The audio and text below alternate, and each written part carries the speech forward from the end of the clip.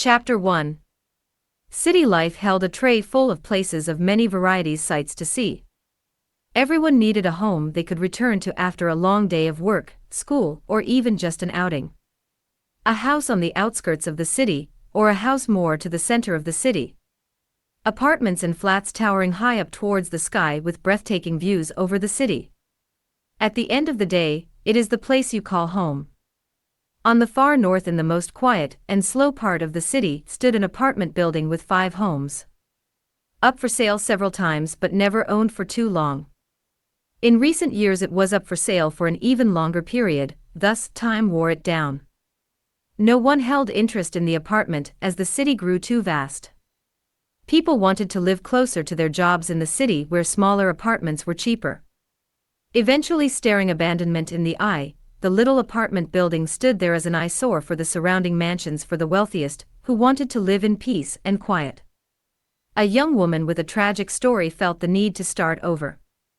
Driving down a peaceful street lost in search of an address, she found herself stopping at the worn-down apartment building.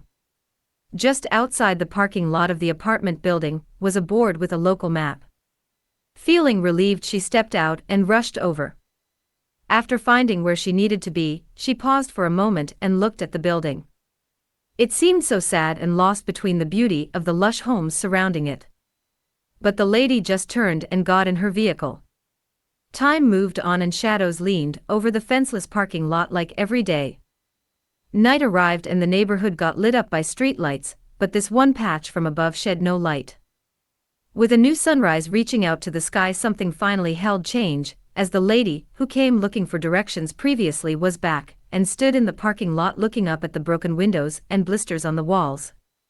Her heart held the same wounds as what the apartment displayed to her eyes. Unmoved, she just stood there scanning the building from left to right. Perhaps it was fate that brought her to this place, as she was greeted by a fine gentleman with a file in hand. It was clear he felt nothing towards this pain that stood all forgotten, as he even refused to park his vehicle in the car park by leaving it on the pavement outside. The sound of footsteps on the stoop of the top floor with voices echoing between the walls again after so long. From door to door and home to home they walked in, and looked around.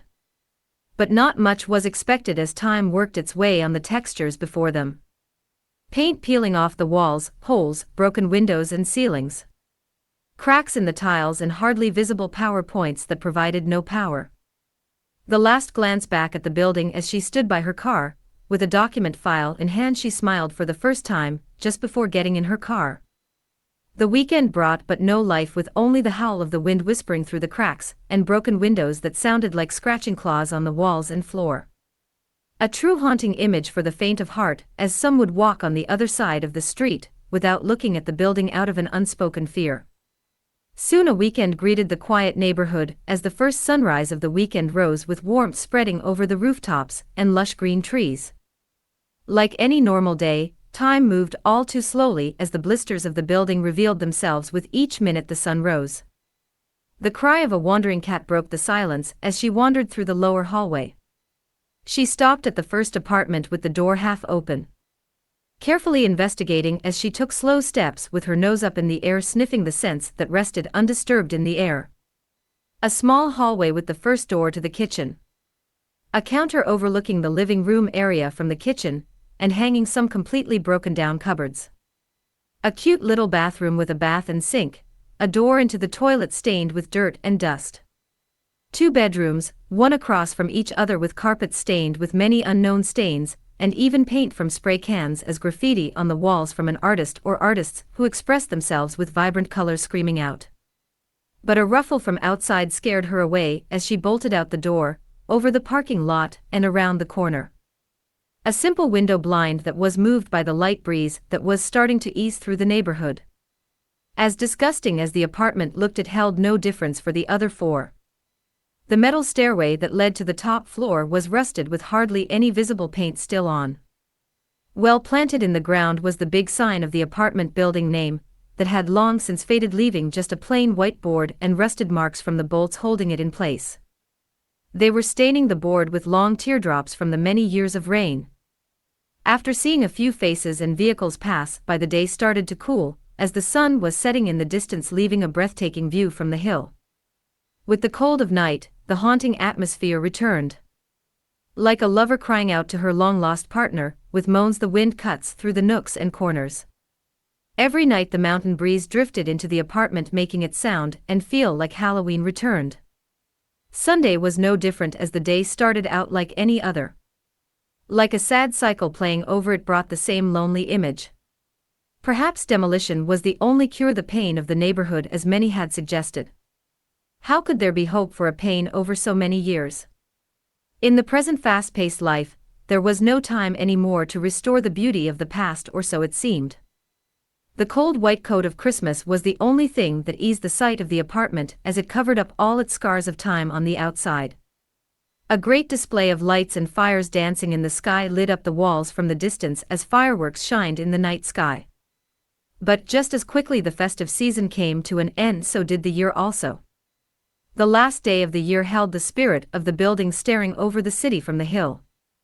With a deep pain, the apartment building held no excitement for the new year to come, knowing it would only display more pain from the memories of the past. One could almost say it wished to relive those glorious days so people could see how warm and lively it was to be part of the apartment building. Chapter 2. January 1st, the first day of a new year full of excitement and unknowns, finally birthed something into reality beyond what anyone would expect. Cold skin to the touch, with a dirty, long, ripped-apart ash-gray dress, bare feet, and long black hair. A sight right out of a horror film, a spirit is born standing in the first apartment between the dust and blistered walls. Her face covered with her long black hair hanging down. If anyone could see the ghostly figure, the first thought would be the apartment was haunted by evil. But the truth came as she sat down on her knees on the dirty floor. It was but the spirit of the building that had manifested. Longing for life and laughter to echo through the apartments, she just sat there with her hands on the floor in the dust. After several hours of no movement, she decided to get up out of the dust with haste as the first sound breached the quiet atmosphere. With great haste she jumped up and rushed out the broken door, causing it to slam open. An electrician from a local call service company jumped by the sound of the slamming door coming from the old, abandoned building. A chill ran down his spine as he looked up and saw no one. The only thing before him was the screaming shadows that looked down upon him, that leaned on the walls. He did not want to take the job in the first place, as the word was known of this apartment standing empty, with many rumors of why. A great evil rested in its rooms that lashed out at anyone who trespassed. Though it was just a few rumors amongst many of which all held no truth. With hesitation she managed to urge up the courage, knowing she gave him a great fright. The spirit felt regret for her actions that scared him.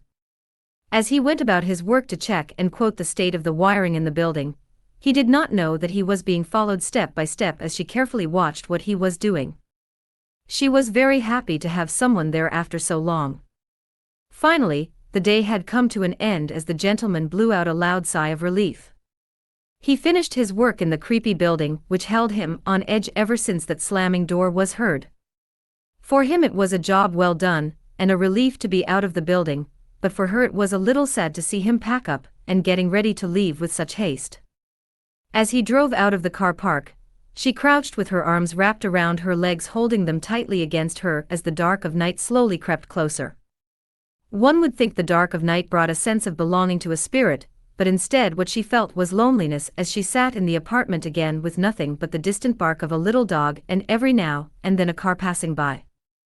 As she wandered the old building, she stopped at a window on the top floor and stared out.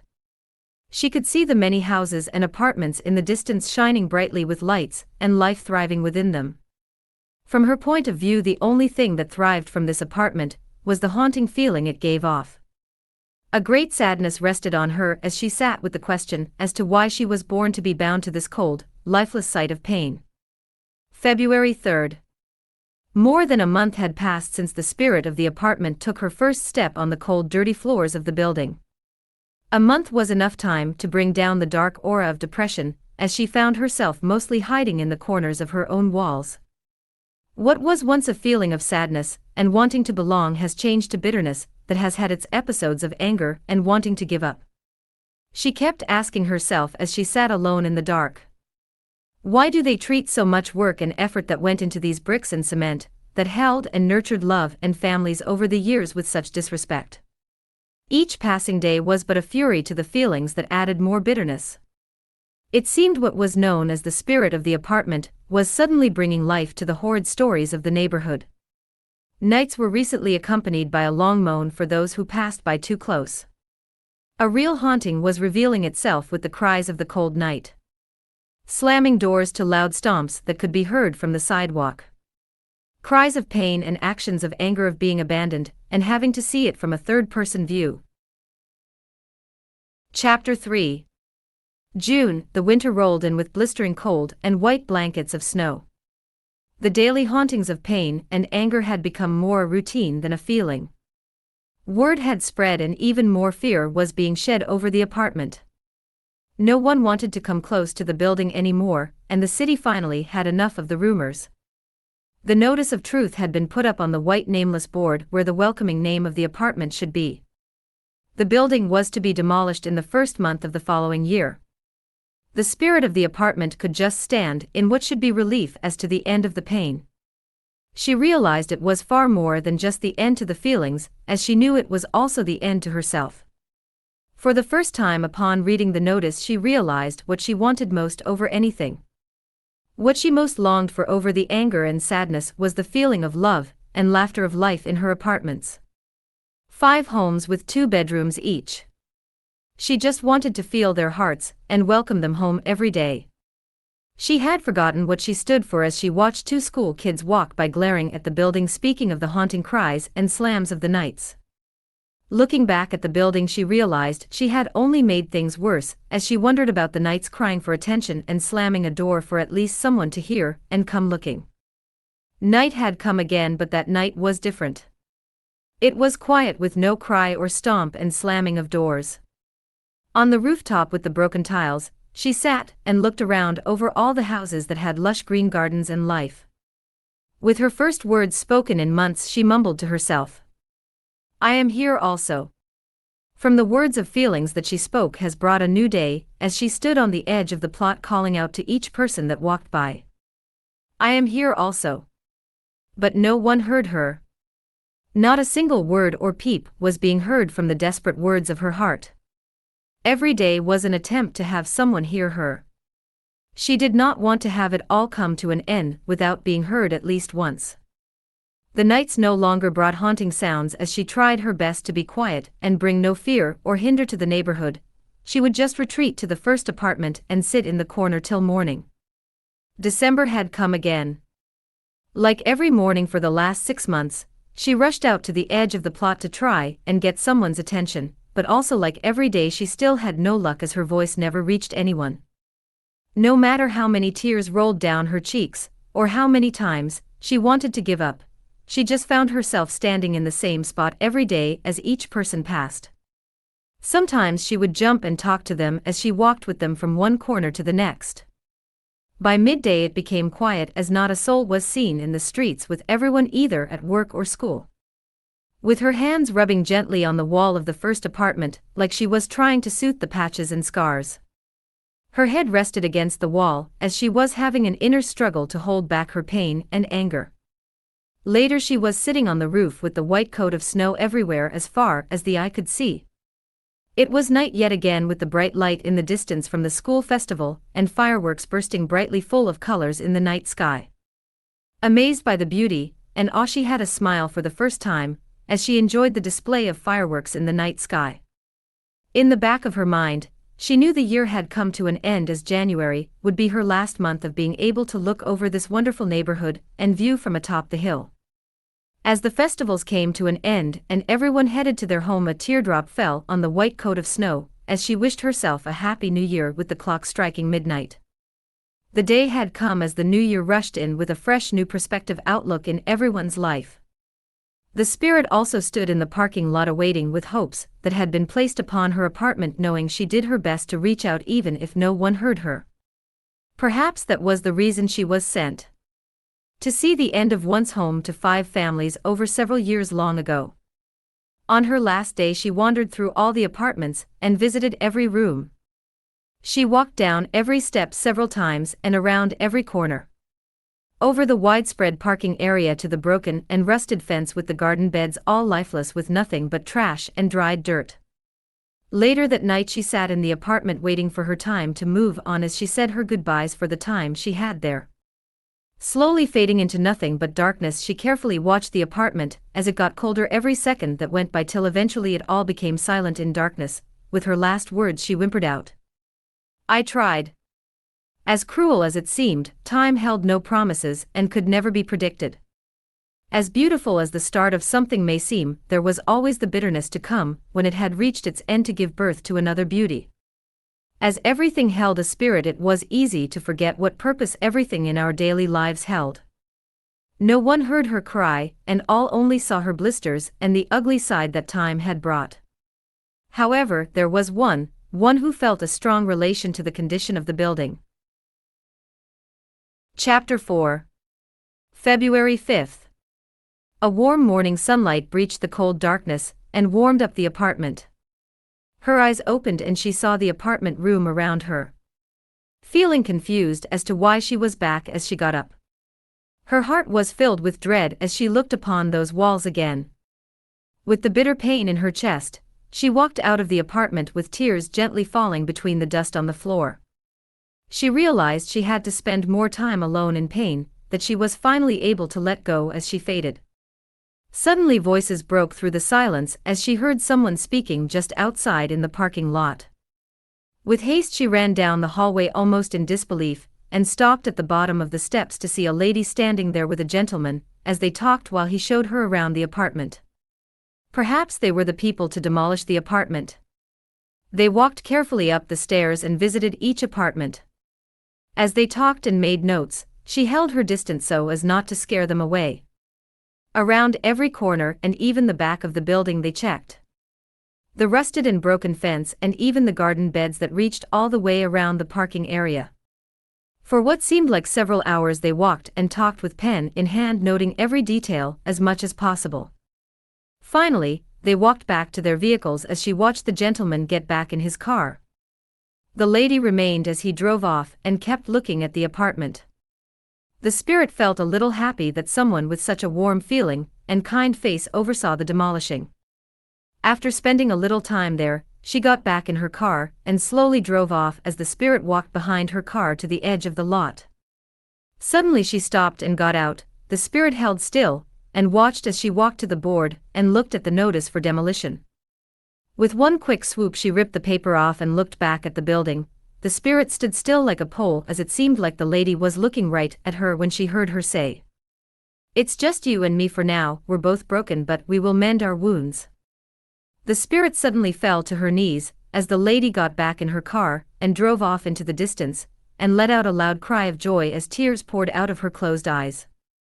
Through her whimpering she called out how she could not believe that someone heard her cry that she had been letting out for so long, in hopes that someone would at least see the apartment and not fear it. The whole night she stayed in the parking lot sitting in the exact spot, as she held on to the image in her head of how the lady looked at her, and recalling the words over and over. It was the first time she felt joy and did not want to let go of it. April the 1st. After wandering the apartment and parking lot up and down for weeks in hopes of seeing the lady again, she also held on to the fear of when the big vehicles may come. But instead, suddenly into the driveway came someone else with 3 vehicles and long trailers with big bins on. They all got out and gathered with the one gentleman calling them together. As they talked, she could hear one of the guys talking about the building being haunted, which puts them all on edge. With that she made her way to the roof so as not to make them more uncomfortable. Not sure why they were there, she kept an eye on them, watched carefully what they were doing there as there were no demolition vehicles yet. Suddenly she heard loud bangs of hammers hitting the doors, glass shattering and voices everywhere along the top floor. She rushed down to find them, breaking down the old broken doors and removing the windows, basins, toilets, cabinets and everything they could remove.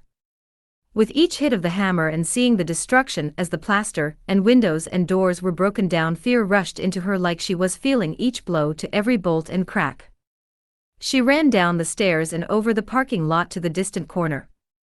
She sat down holding her knees, as she watched the material being thrown into the bins. They held nothing back as even the roof tiles were being removed till, at the end of the day, all that was left was but the empty body of walls with no roof or anything. After the workers left, she walked back into the apartment she manifested in, and saw the plaster on the walls were gone along with the ceiling boards, windows, floor tiles, carpets and even the broken cabinets and toilet. They completely stripped the apartments of everything as to even the dust that was on the floor was swept out. As the dark of night leaned over the neighborhood, she could feel the building feeling even colder than before as the starry night sky breached the top floor apartments. From the outside the apartments looked even more hideous as it showed nothing but naked bricks. It seemed she was not ready to have her building stripped down to this point, let alone demolished. Now even more fear of the demolition crew rested in her heart, as she sat in the parking lot looking back at the brick-naked building. In a nervous state she stood ready as the sun started to light up the naked building several hours later. The Friday brought up the last day of the week, and the very first person to arrive on the plot was the one who brought her great joy. As she got out of her car the spirit moved closer to her. With each step the fear faded away and comfort rested within her. There was a gentle smile on her face under her long black hair as she tried to stay close to her to stay in the warmth, while they walked through the brick skeleton of the apartment. They stopped at the apartment she manifested in as she stood in the doorway and looking into the flat. She placed her hand on the brick wall with a gentle smile, not saying a word. The spirit could not take her eyes off the lady as she followed her. The warmth of a mother was embracing her as all the bitterness just faded away that she felt over time. Slowly the spirit lifted her hand and tried to reach out to the lady to only touch her arm a little. She just wanted to feel a little physical interaction, to feel her warmth directly when suddenly the loud hoot of a vehicle interrupted her, and the lady rushed outside. Shortly after following the lady, she watched her speaking to a man with an overall jacket and jeans and thick safety boots. He walked around the building writing and checking everything. The spirit watched in confusion as she did not understand what all the writing and talking was about every time. Moments later, after handing a form to the lady, the spirit walked closer and looked at the paper in her hand that she was holding next to her. On the paper she saw the lady's name, Punna Williams.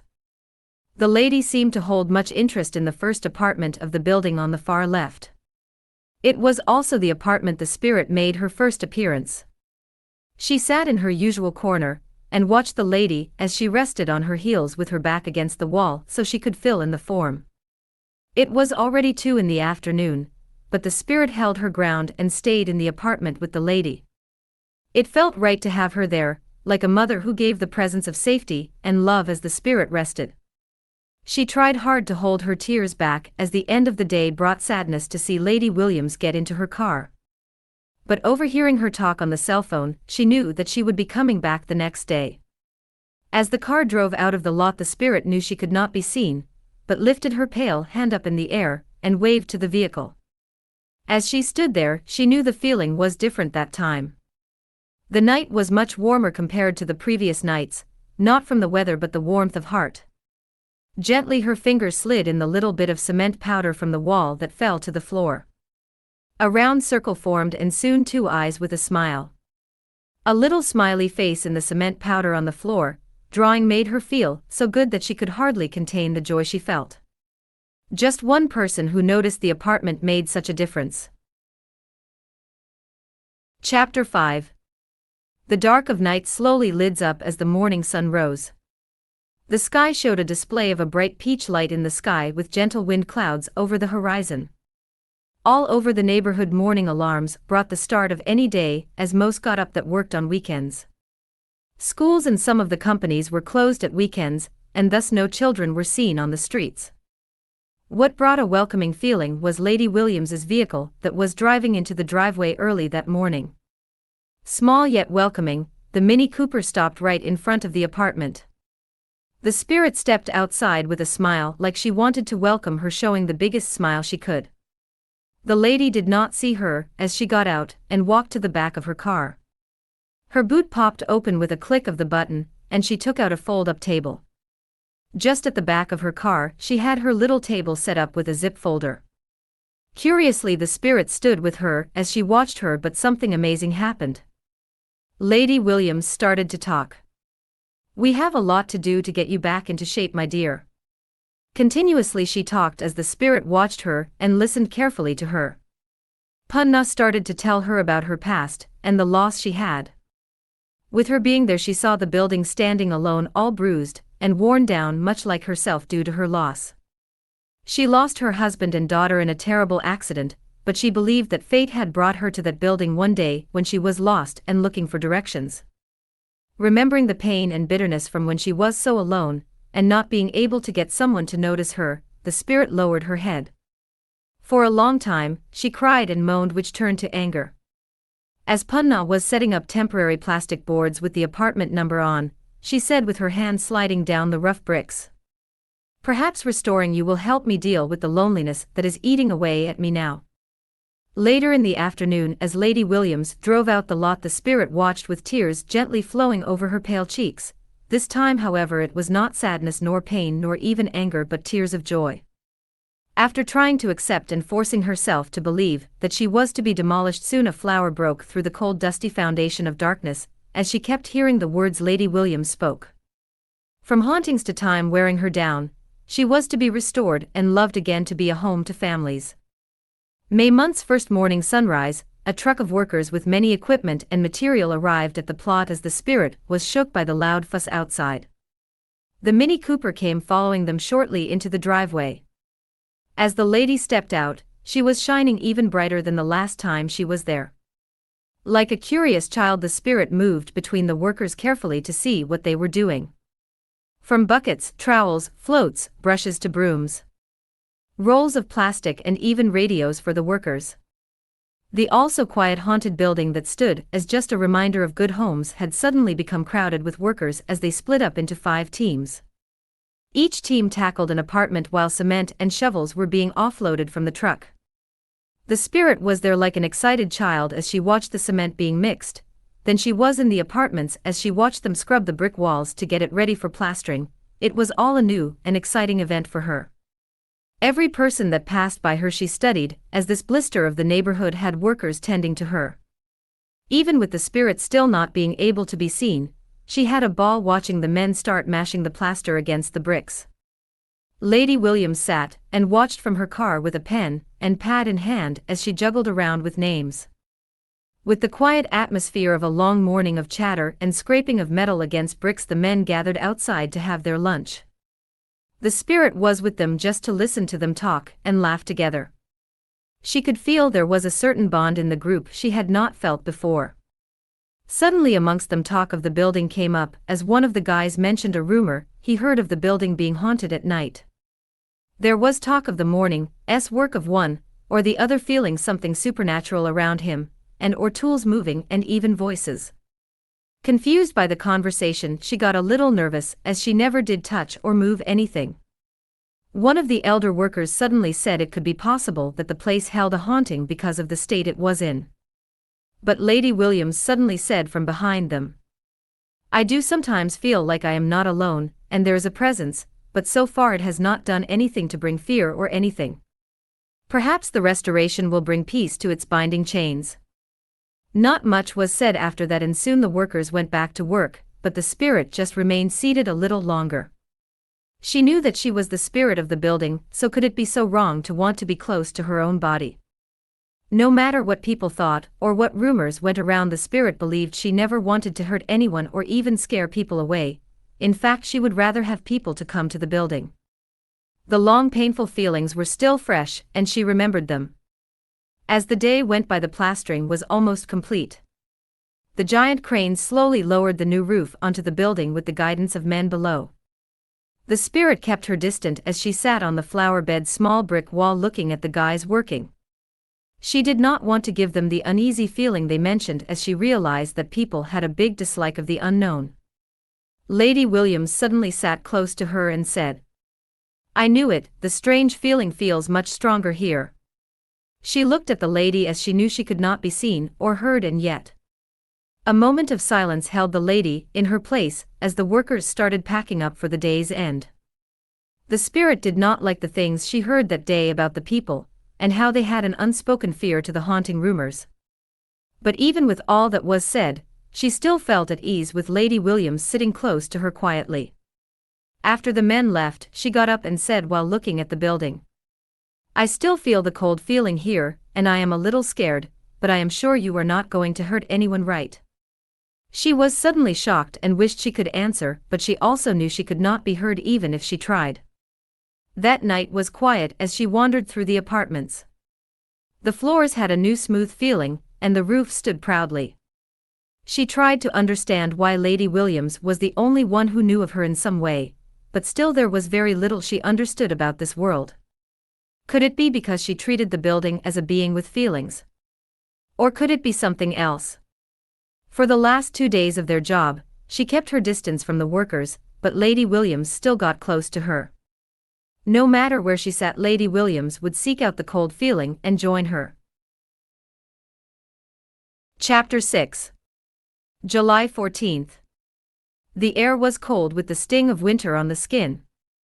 The apartment felt much warmer than before with windows in place and even doors. Inside apartment number 1, the spirit sat in the middle of the living room on the floor. The apartment felt warm and welcoming to be in, as she recently spends most of her time inside with the thick white blanket of snow outside.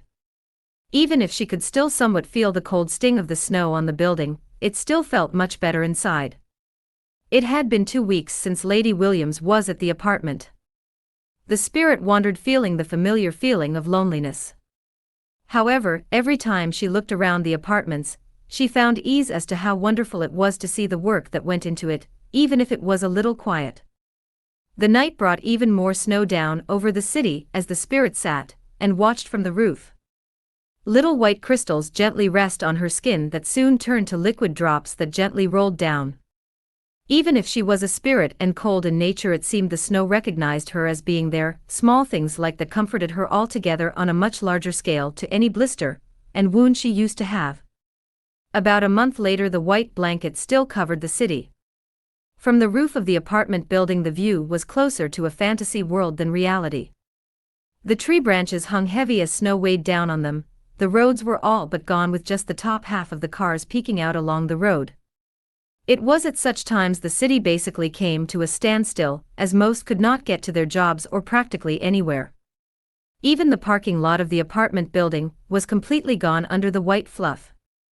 With all the snow, one would easily think it would be quiet, but laughter filled the air just outside the lot as children played in the snow. The spirit was so excited to see the kids play, and would love to join them, but the fact that she was a spirit and was bound to the border of the lot held her back. From snowballs flying around to snow angels on the ground. Big fat snowmen and tracks everywhere as the kids enjoyed themselves. Closer and closer they moved to the apartment building, and the spirit was already as close to them as she could get at the entrance of the lot. The revival of the building showed no more fear to the neighborhood as the kids stepped into the wide open area that was supposed to be the parking lot of the apartment. From left to right, all around, snowballs flew as the kids played. The spirit laughed and watched them as she ran around with them. There was not a single worry on her mind at all as she enjoyed the company of the kids playing. Whatever happened in the past was all but a memory. The late afternoon felt much warmer as the sun broke through the afternoon clouds. But the kids were all making their way home, leaving the spirit alone. As she watched the kids walk off into the distance, she waved goodbye to them while she smiled, knowing something wonderful had happened on that day. For the first time she felt the joy of the kids as they played in the lot without fear. Looking back at the building, it no longer held a haunted feeling to it, but rather hope for the future, which made her miss Lady Williams even more. Chapter 7. October had much warmer weather as the workers returned after the long white snow blanket faded into pools and puddles of water. Filled with excitement, the spirit waited at the end of the lot as she watched the workers unloading their equipment and big drums of paint. A new set of workers from a different company joined them, but not for the paint work but for the plumbing. From the small truck they offloaded 5 toilets, basins, bathtubs, boxes of taps, pipes, and even geysers, and so much more. It seemed almost impossible that so many things would fit into the building. The also quiet neighborhood was livened up by the loud machines, and the strong scent of paint. Everyone was working hard to make the place a part of the neighborhood again, but someone was missing. Lady Williams still had not shown up, which made the spirit feel a little sad. For some reason she found an attachment to her, perhaps it was her kind heart and warm feeling. For several days the men plowed in their time and effort into the building's restoration. Even the spirit herself started to notice her pale skin had more color, and her long black hair had a shine to it. Her long gray torn coat showed no marks and rips in it with golden patterns worked on the sleeves. The faded dark gray color was much more focused and smoother. It seemed with every bit of work set into the building it reflected on herself. After all, she was the spirit of the apartment.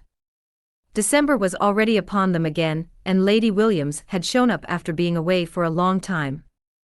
The exciting part was the building was done and ready to be homes again. The spirit no longer even resembled a spirit as she stood with the lady and looked at the building. Her hair was silky smooth, brushed back, and light gray eyes. Her dress was light gray and like the smoothest silk to the touch, and gently hanging effortlessly down her. Not a single drop of bitterness remained in her heart as they looked around. The parking lot had been paved and even plants had been planted in the long garden along the brand new fence. The stairs up to the second floor had a smooth touch and rough grid to assure no one slipped even on the rainiest of days. After taking what seemed like an hour to go through the new apartment building, they ended up at the lower left apartment where the spirit first manifested. Gently the key slid into the brand new lock on the door. Smoothly it turned with that new feel to it. The door opened as the fresh new apartment smell first greeted them. Lady Williams closed the door and walked into the living room. She took a deep breath and calmed herself as the spirit watched her from the counter with a smile.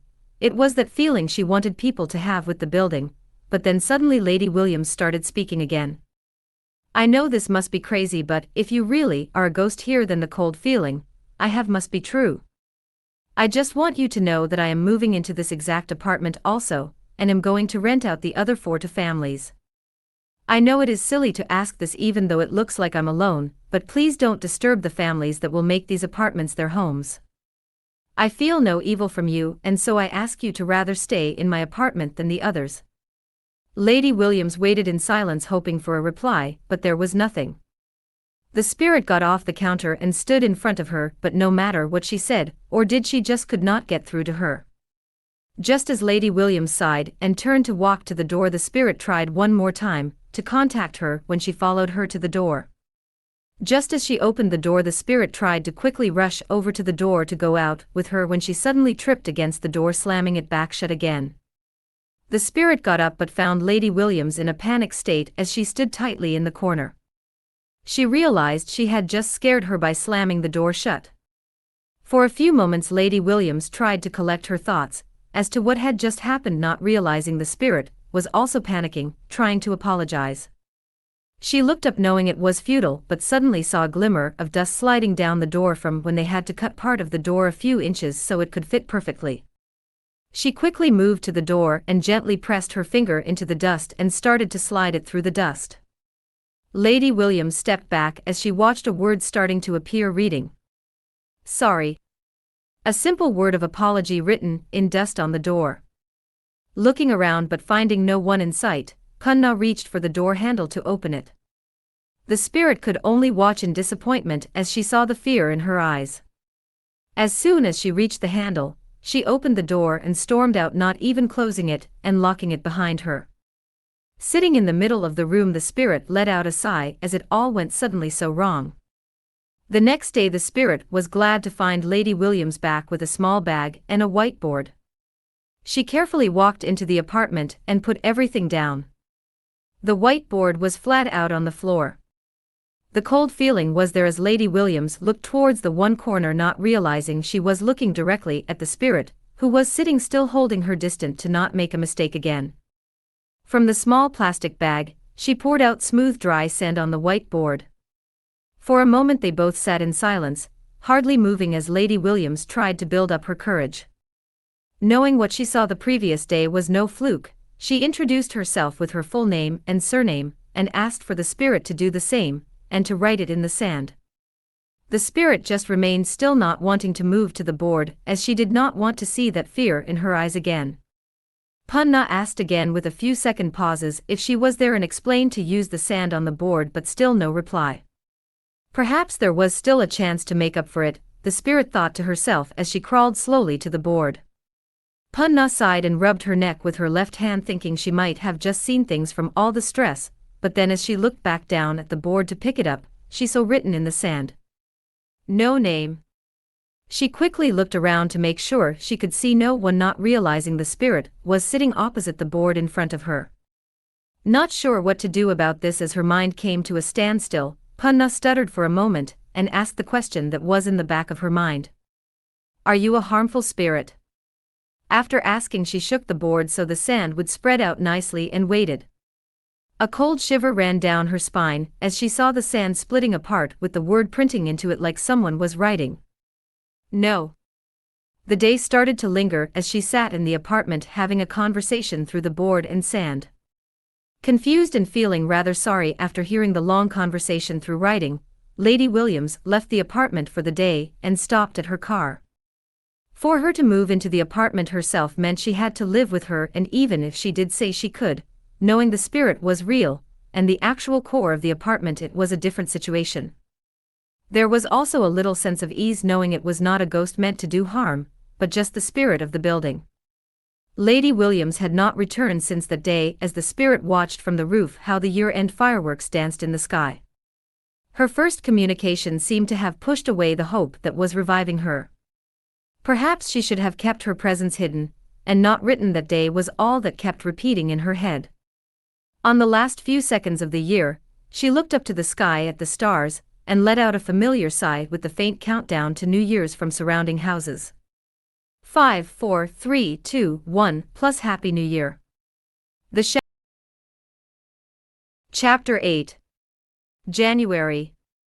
A big truck on a long journey through the city made its way to an apartment building in a quiet neighborhood. First to drive into the parking lot was the Mini Cooper filled with boxes, and the truck short to follow with furniture.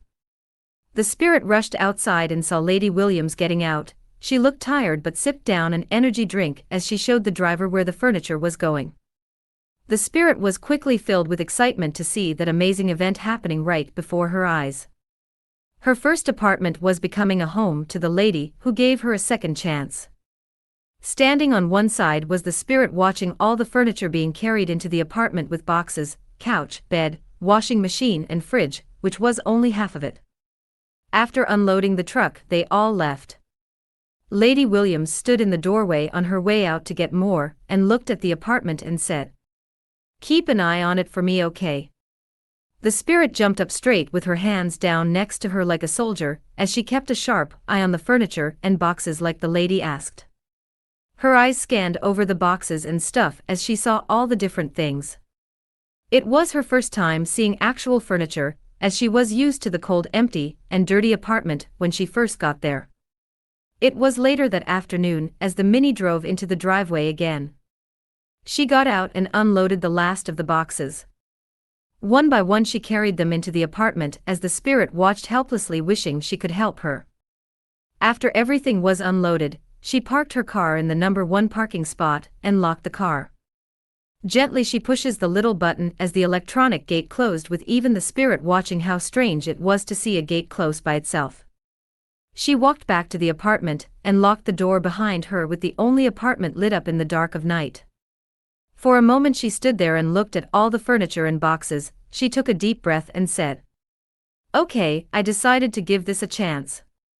I am restarting my life as the landlady of this apartment building, and I am not sure yet about what you are and why you are here.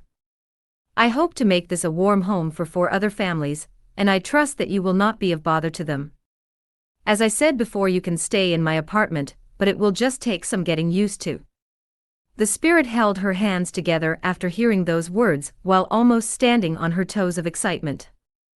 After a long hard struggle, Punna managed to get her big double bed into the room on the left of the bathroom. She held the door of the room and said, "This is my room, and I want to have it as my private area, so please do not enter here," which I know you probably could, but I am asking. The spirit nodded her head in agreement even though the lady could not see her. She was really trying her best to make it work and did as she was asked. After all, after everything the lady had done for her and even accepting her, she felt it was only fair. The next morning after a well-deserved night's rest, Punna stepped outside and opened the gate. It was her first morning view out the door of her new home, and the new neighborhood. She stepped back into the apartment and gave morning greetings to the spirit, as she could feel the slightly cold area in the living room. Even though it still felt a little uneasy to have a spirit in her apartment, she kind of liked having her there. For the rest of the day, it was all about opening boxes and unpacking to moving furniture around. While unpacking, she shared her life story with the spirit, and even set out the whiteboard with the sand on a table in the corner of the living room. A rather unusual relationship was being built between her and a spirit. Chapter 9. With February month rolling in, the new landlady was up and busy rather early.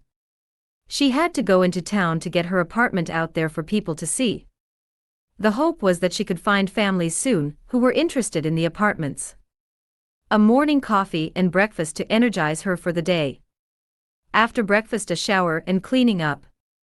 At 9 she was out the door and on her way. The day was like any other day in the new home except for the spirit. For the first time, with great excitement, she stood outside at the bleak whiteboard as she watches two men setting up a new board in its place. A big navy blue board with the name printed in light blue and red letters. 5 hearts.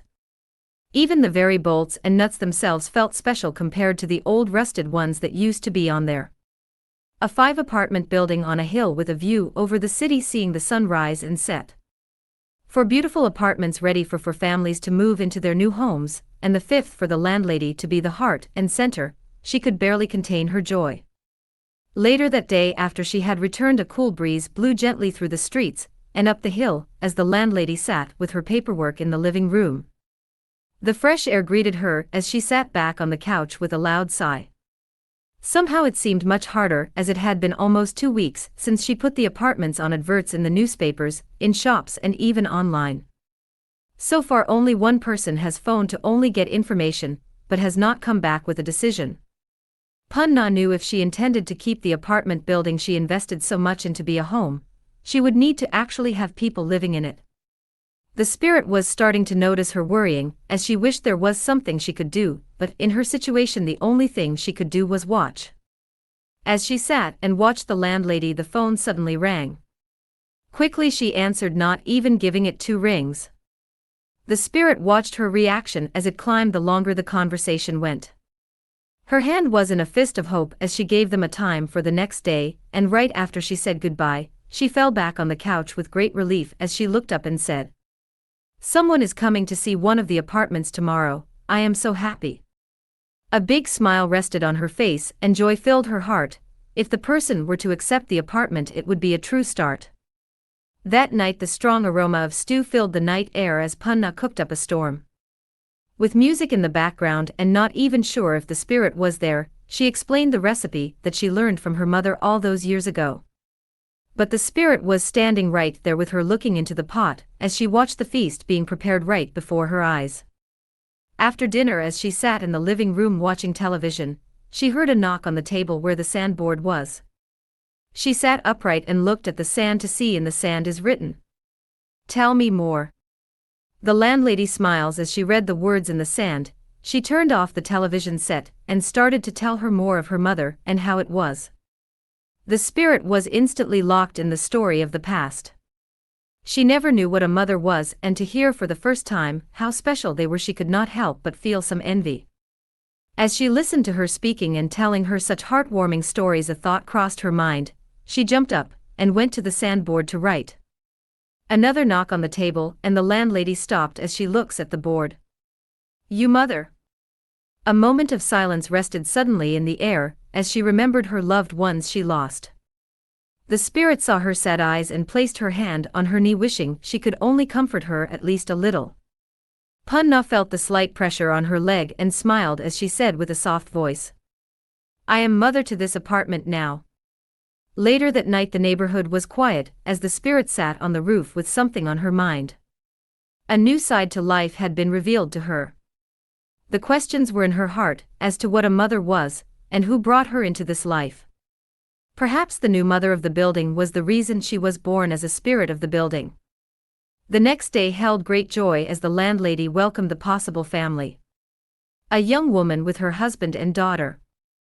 The spirit walked behind them as they walked up the steps to the top floor where the 3 apartments were. The furthest left apartment held their interest.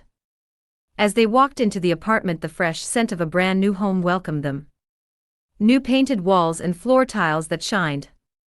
Crystal clear windows and a brand new open-plan kitchen with a brand new bathroom. The landlady pulled out her best behavior and kindness as she showed them the apartment. So far, they seemed interested as they listened carefully and asked all the questions. The school was close by, but the companies were a bit far out. Stressing that concern, the landlady wanted to let them know that even so the companies were far out, it was still worth it, to which they barely responded. The interview for the apartment seemed rather cold as they showed little interest most of the time.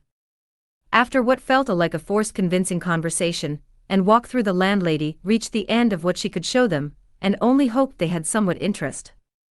As she walked them to their vehicle, she held her pen even tighter, hoping they wanted the place. The spirit watched from behind her, looking at them as they looked up at the apartment where they were at. A vehicle passed by with brushes sweeping the road. The young woman and her husband looked at each other as the landlady waited in hopes for something. He placed his rough hands on his little girl's head and asked if they could have a pet cat also.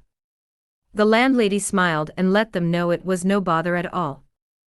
The little girl smiled brightly, and the couple came to an agreement and told her they were going to take it.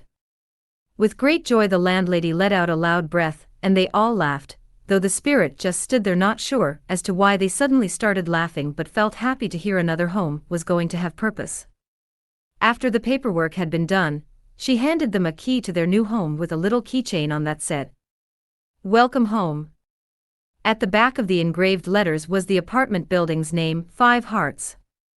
The couple left, and Punna excitedly told the spirit how happy she was to have their first family to move in soon. Chapter 10. The first day in April was a wet, rainy day. Outside the apartment, a truck fully loaded with furniture waited for the last 2 days for the rain to clear up. They had planned, and the husband had taken off from work for the move, but the rain was unexpected and showed no subsiding. The landlady saw their struggle and had them in a local hotel for the inconvenience and an unspoken thank you for taking the apartment. After 2 days of raining and living in a hotel, the family finally got relief as the first sun peeked out over the clouds. Up and early at the apartment building, they started to unload the truck and carried the furniture up to their new home. The landlady saw the girl and her mom standing one side as the husband and the moving company workers started to unload the truck. She went over to them and asked them if they would like breakfast. The lady thanked her and apologized for the inconvenience. Quickly she told her it was no problem as she led them to her apartment. They sat on the couch as she prepared a light cereal breakfast for the girl and toast and eggs for the other with fresh coffee. The spirit sat at the sandboard on the little chair as she watched them chat and get to know more of each other. She noticed that the landlady was very proud of the apartment, and she showed great joy each time she was called landlady. Even when talking to them, the landlady looked over to the little chair as if she was talking to the spirit also. The spirit could not help but feel the warmth flowing into her along with the sense of belonging. There was a knock on the door, and the door opened as the husband came in apologizing. The truck left the parking lot and their furniture was all up in their apartment.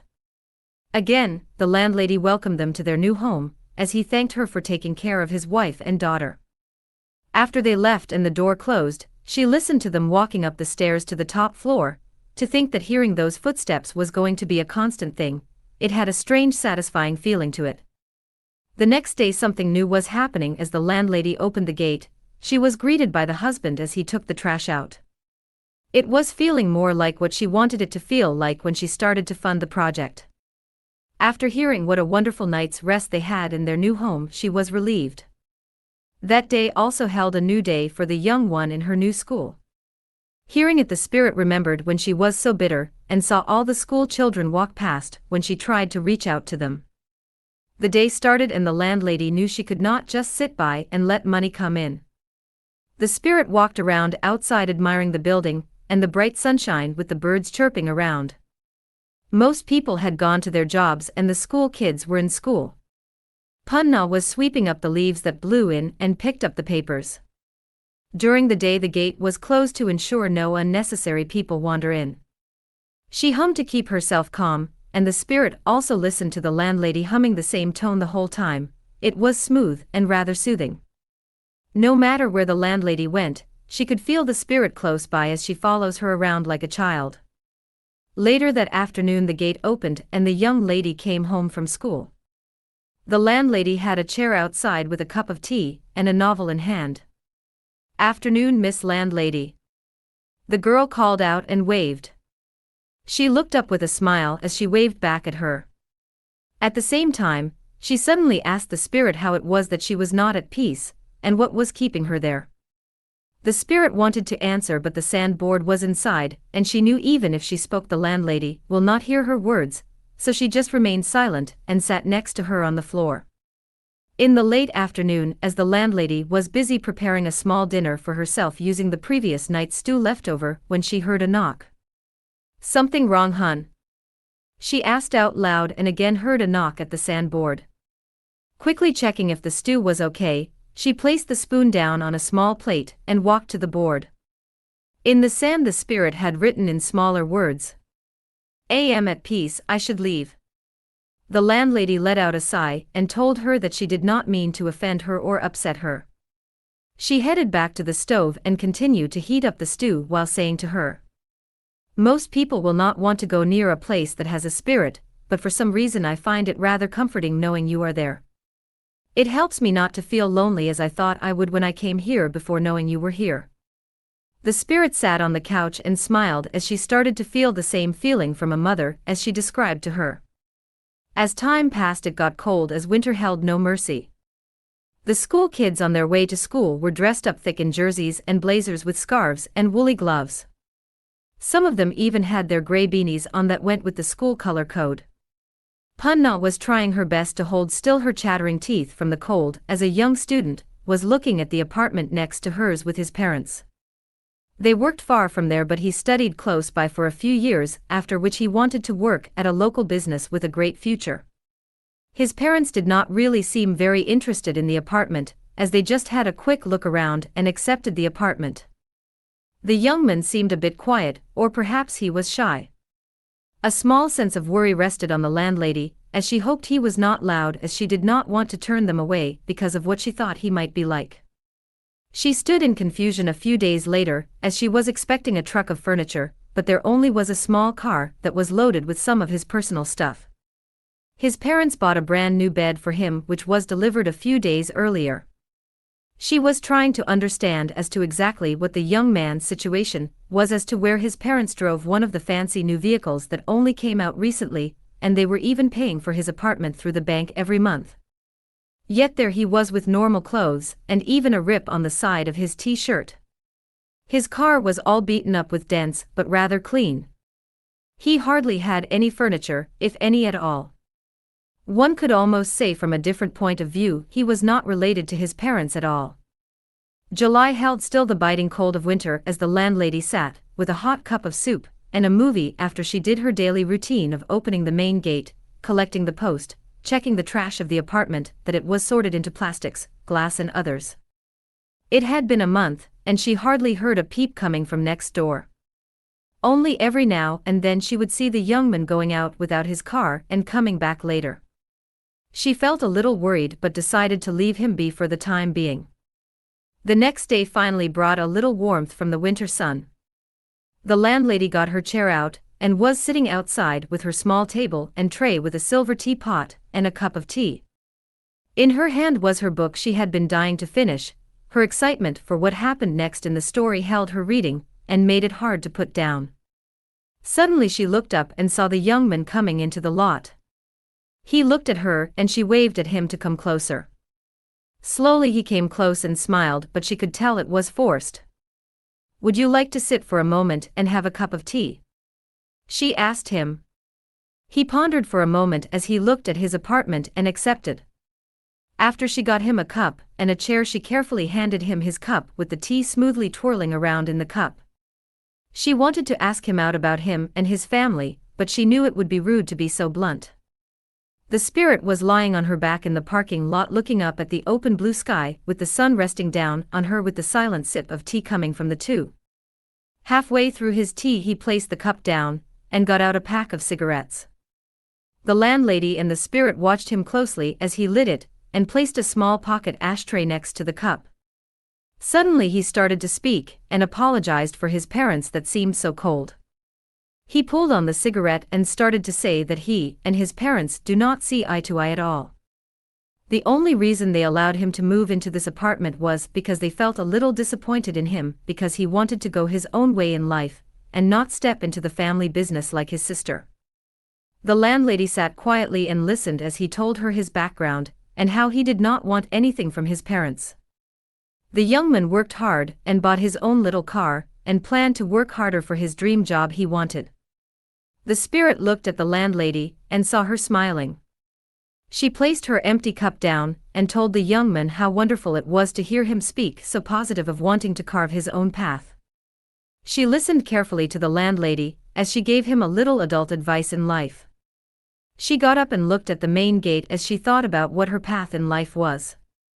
No matter how hard she tried to think, she came up with nothing but her longing for people to live in the building and call it a home they could retreat to.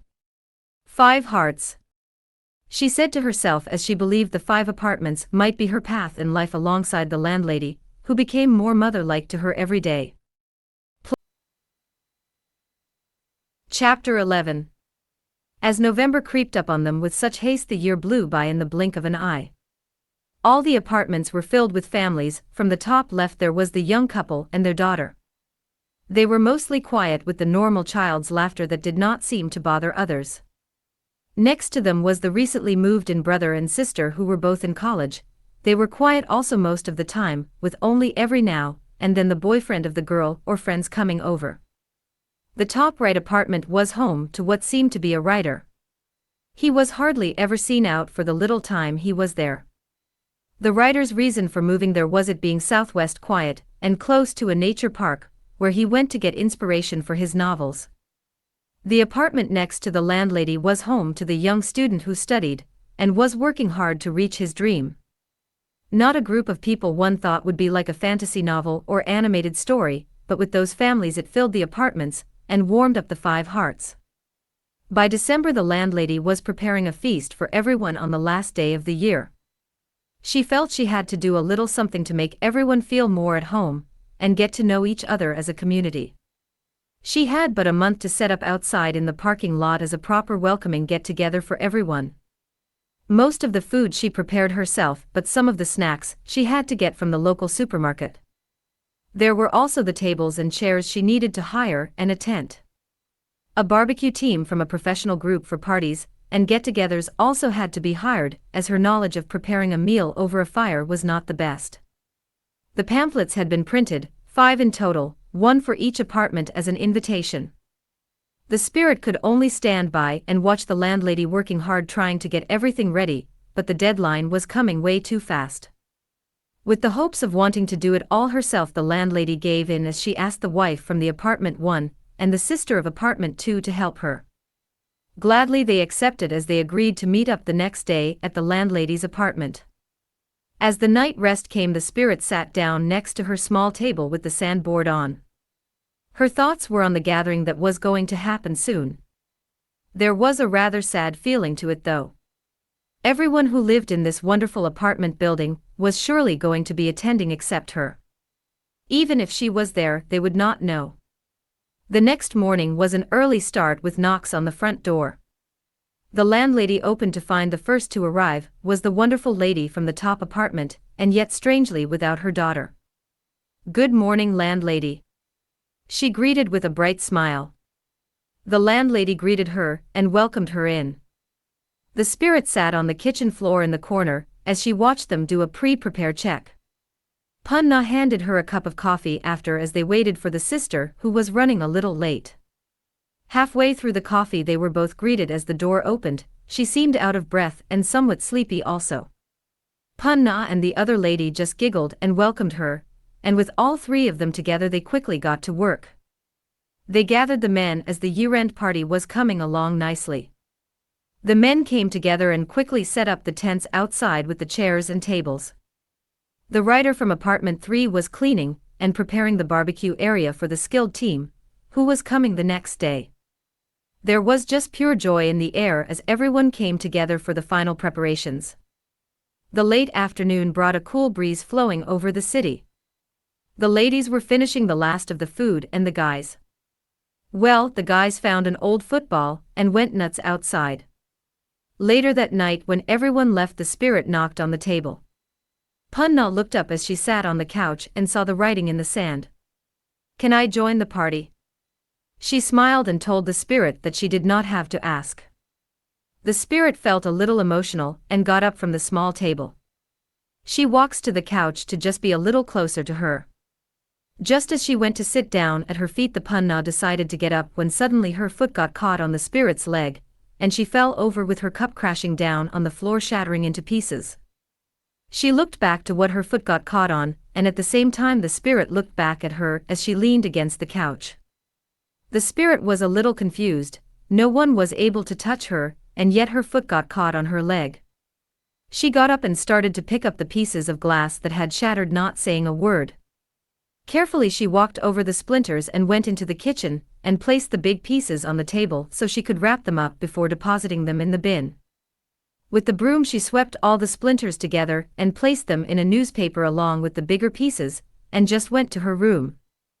The next day the spirit was trying to figure out what had happened the previous night as she gently tried to touch Lady William's leg or sometimes her hand, but like always there was no physical connection.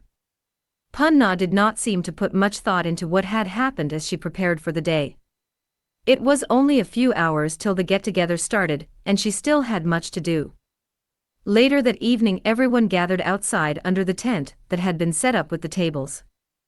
The barbecue was being set, and the fire had been started.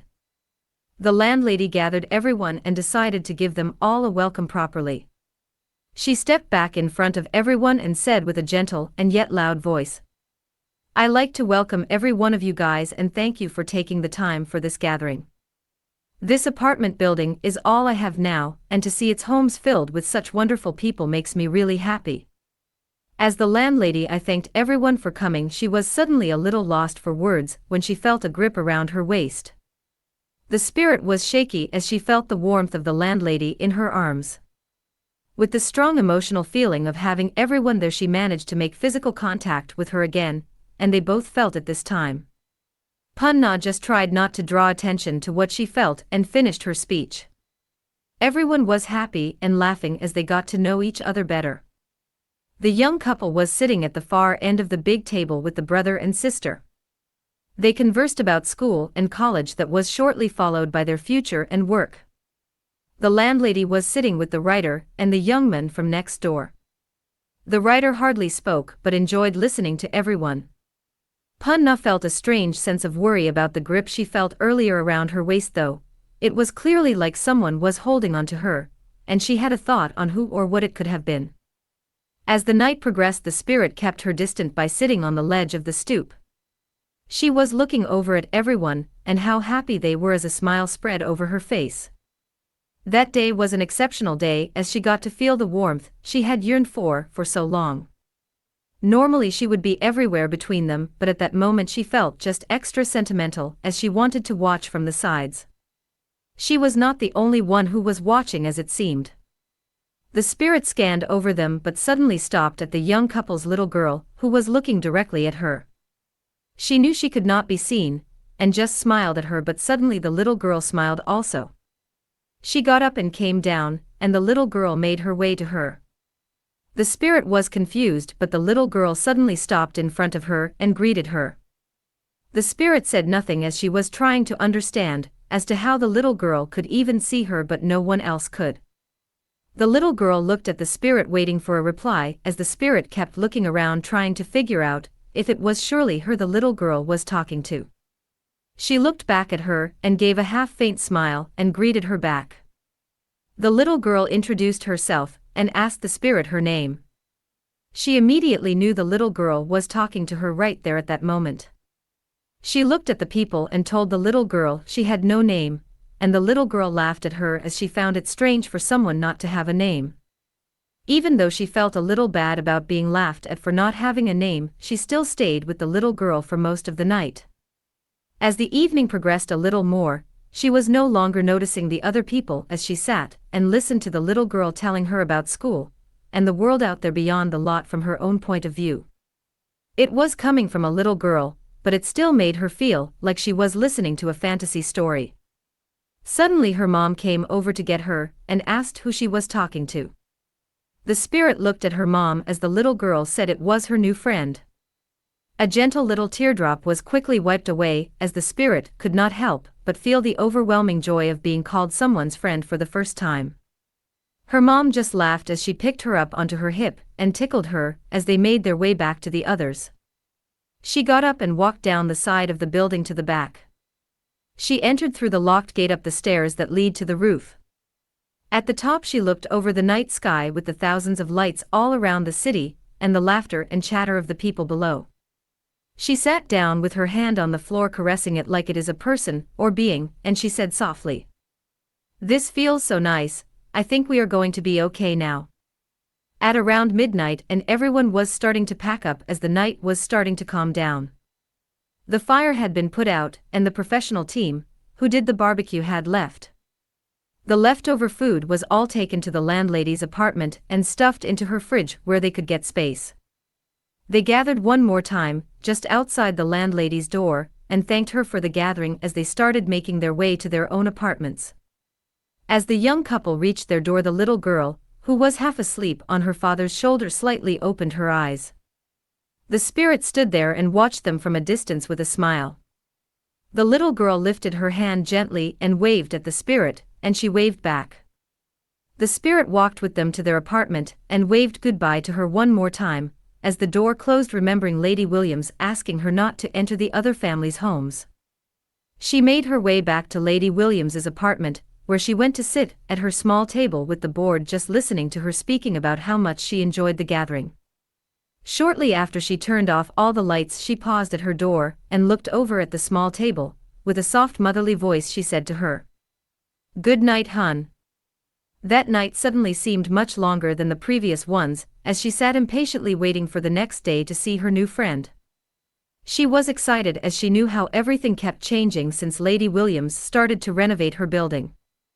At first, she was accepted, then she was spoken to and given a home by her. She had finally been able to give her a hug even.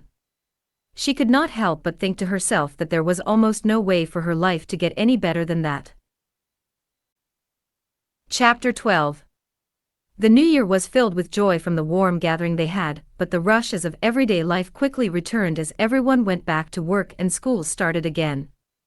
The streets were crowded in the mornings with loads of school children on their way to school, and vehicles slowly making their way towards the highway leading into the inner city. The spirit watched at the end of the gate as everyone passed by. The laughter and talk amongst friends were what really caught her attention. She often visited the little girl from apartment 1 to play as they were new friends. Her parents seemed to have accepted it as the little girl's imaginary friend for the time being, as they did not see her. Punna was up early to open the gate and was sweeping the leaves and papers away to the corner, where she picked them up afterwards like every day. After she was walking with her small cart with a water tank on to go water the flowers that were bright with colors, it made her smile as it seemed even the little flowers were excited to start the new day with pride. An all-familiar tune was hummed as always as the spirit sat near her. There was nothing but love and warmth in the apartment at the time. During school hours she wandered around the apartment lot where she was bound in. Although it seemed a little sad to not be able to leave one spot of ground, she still found loads to do. Lady Williams often spoke to her, and she watched television with her. Other times she just went around watching the morning pass by from the roof or at the fence. Punna was a rather quiet person during the day, as she cleaned then relaxed with a book or crocheting. After school the little girl came home, and kept the spirit company till late afternoon before dinner and bedtime. With the little girl asleep, she wandered to the writer's apartment and quietly snuck in to sit and read his work. There was a strange burst of adventure echoing around him, as he would sometimes talk out loud as he wrote. She could sit for hours till late at night with him, and read the stories he wrote. The morning routine was the same as every day. The spirit watched the kids on their way to school with a big smile on her face. As the street got quiet with school started, she went back to the apartment. But that day was different. She walked into the apartment and found Lady Williams sitting in the living room. It was quiet and she felt something was different. As she approached her, she suddenly held out her hand and asked for the spirit to touch her hand. The spirit looked at her hand in confusion. For a moment she remained at a distance, but she kept trying to convince her. Finally, she moved in closer and laid her hand on hers when suddenly something strange happened. Punna could feel her hand in hers as she gently gripped it. The spirit was more scared than amazed as she felt the warmth of the Lady Williams's hand, and the actual pale color turned more light pink with color creeping up her arm. She quickly pulled her hand out of hers and stepped back. Punna just sighed and got up without saying a word. She got her cell phone and keys and looked back as she told her she was going to be out for a while, and she will be back later. With Lady Williams gone, it was just her and the writer in the apartments, but she went onto the roof instead, where she always went to look out over the city. Her hand was slowly turning pale again, as if the warmth was leaving her. Never had she witnessed something like that happening to her body. Later in the afternoon, Lady Williams returned. She went into her apartment and continued like nothing happened by starting dinner. The spirit watched her and listened to her soothing hum while she cooked.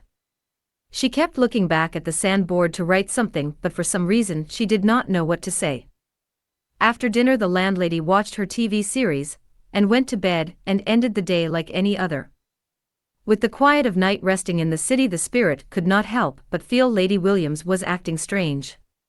Perhaps keeping her distant for a while was going to help, as her cold presence might have been a little too much for her every day, she thought to herself. Chapter 13. With February quickly on them, the spirit was in hiding as Lady Williams's plan was revealed. With her in the living room was a small group of 3 people who were experienced in investigating paranormal situations. Punna explained to them how it all started with the door shutting and cold spots, and the presence she felt moving around with her. She also told of the way they communicated through the sandboard, which drew everyone's attention, as one of them pointed out that he had never heard of such a method. Punna was worried that the spirit might have changed, as it had become more physical with interactions. The team gathered for an investigation, and Punna remained with them to try and learn more about what was happening in her apartment. The team allowed her to start off as she called out to the spirit with small questions in hopes she would reply through the sand like always to show to the investigators. For the first few hours of the investigation, nothing happened as the spirit sat in the corner behind them, as they had all their equipment focused on the living room and the small table with the sandboard. Punna seemed a little disappointed as she apologized to the team and promised she was not making any of it up.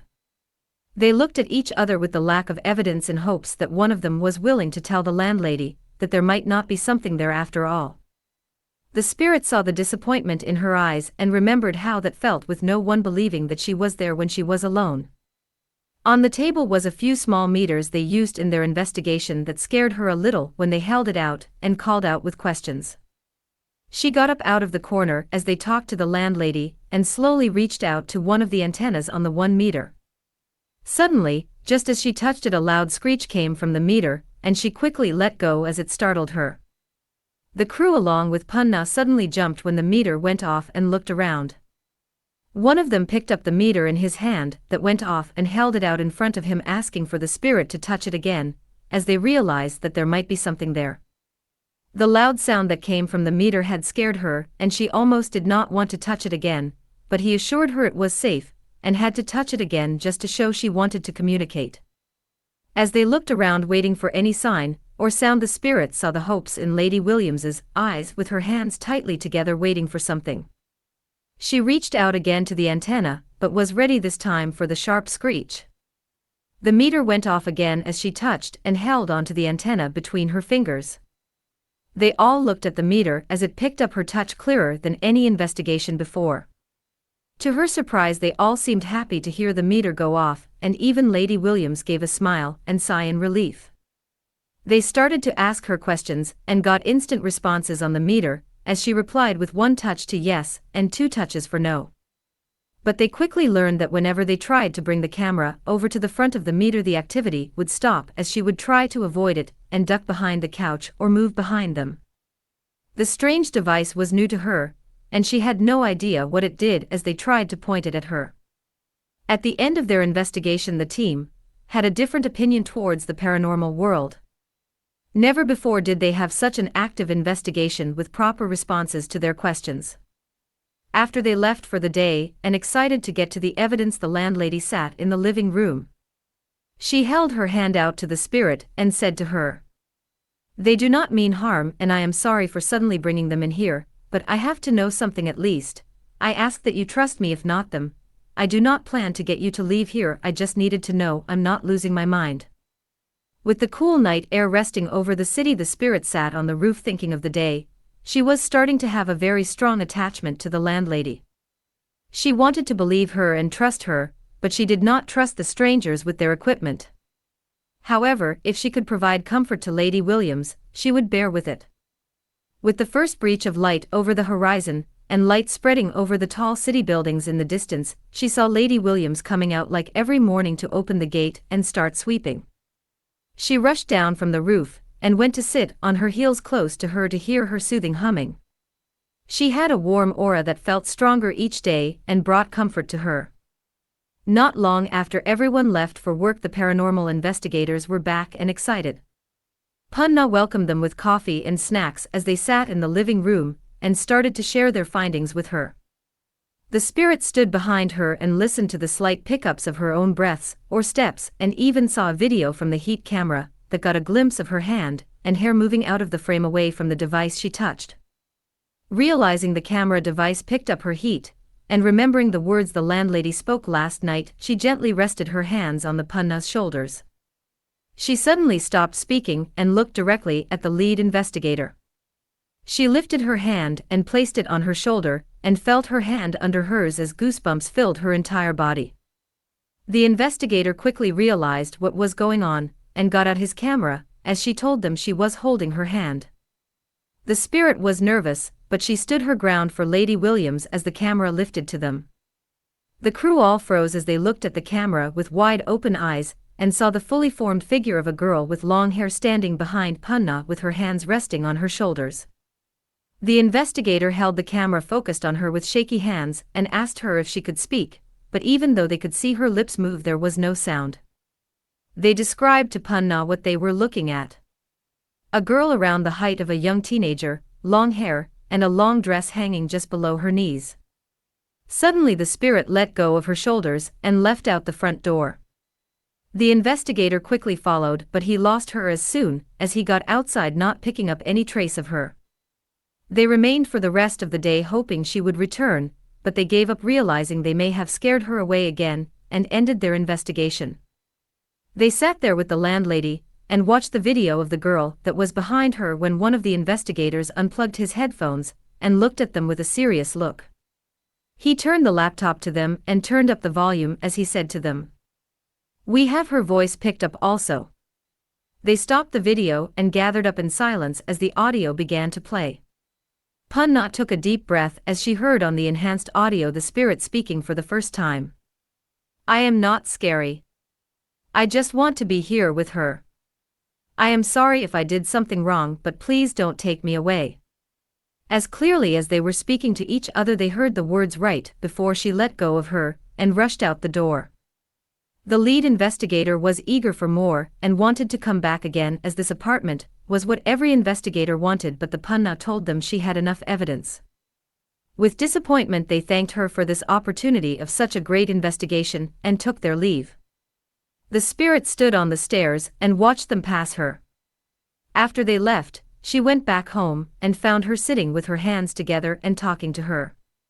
Punna was happy to hear the words she spoke and told her that lately she had gotten the feeling of when she still had her daughter with her.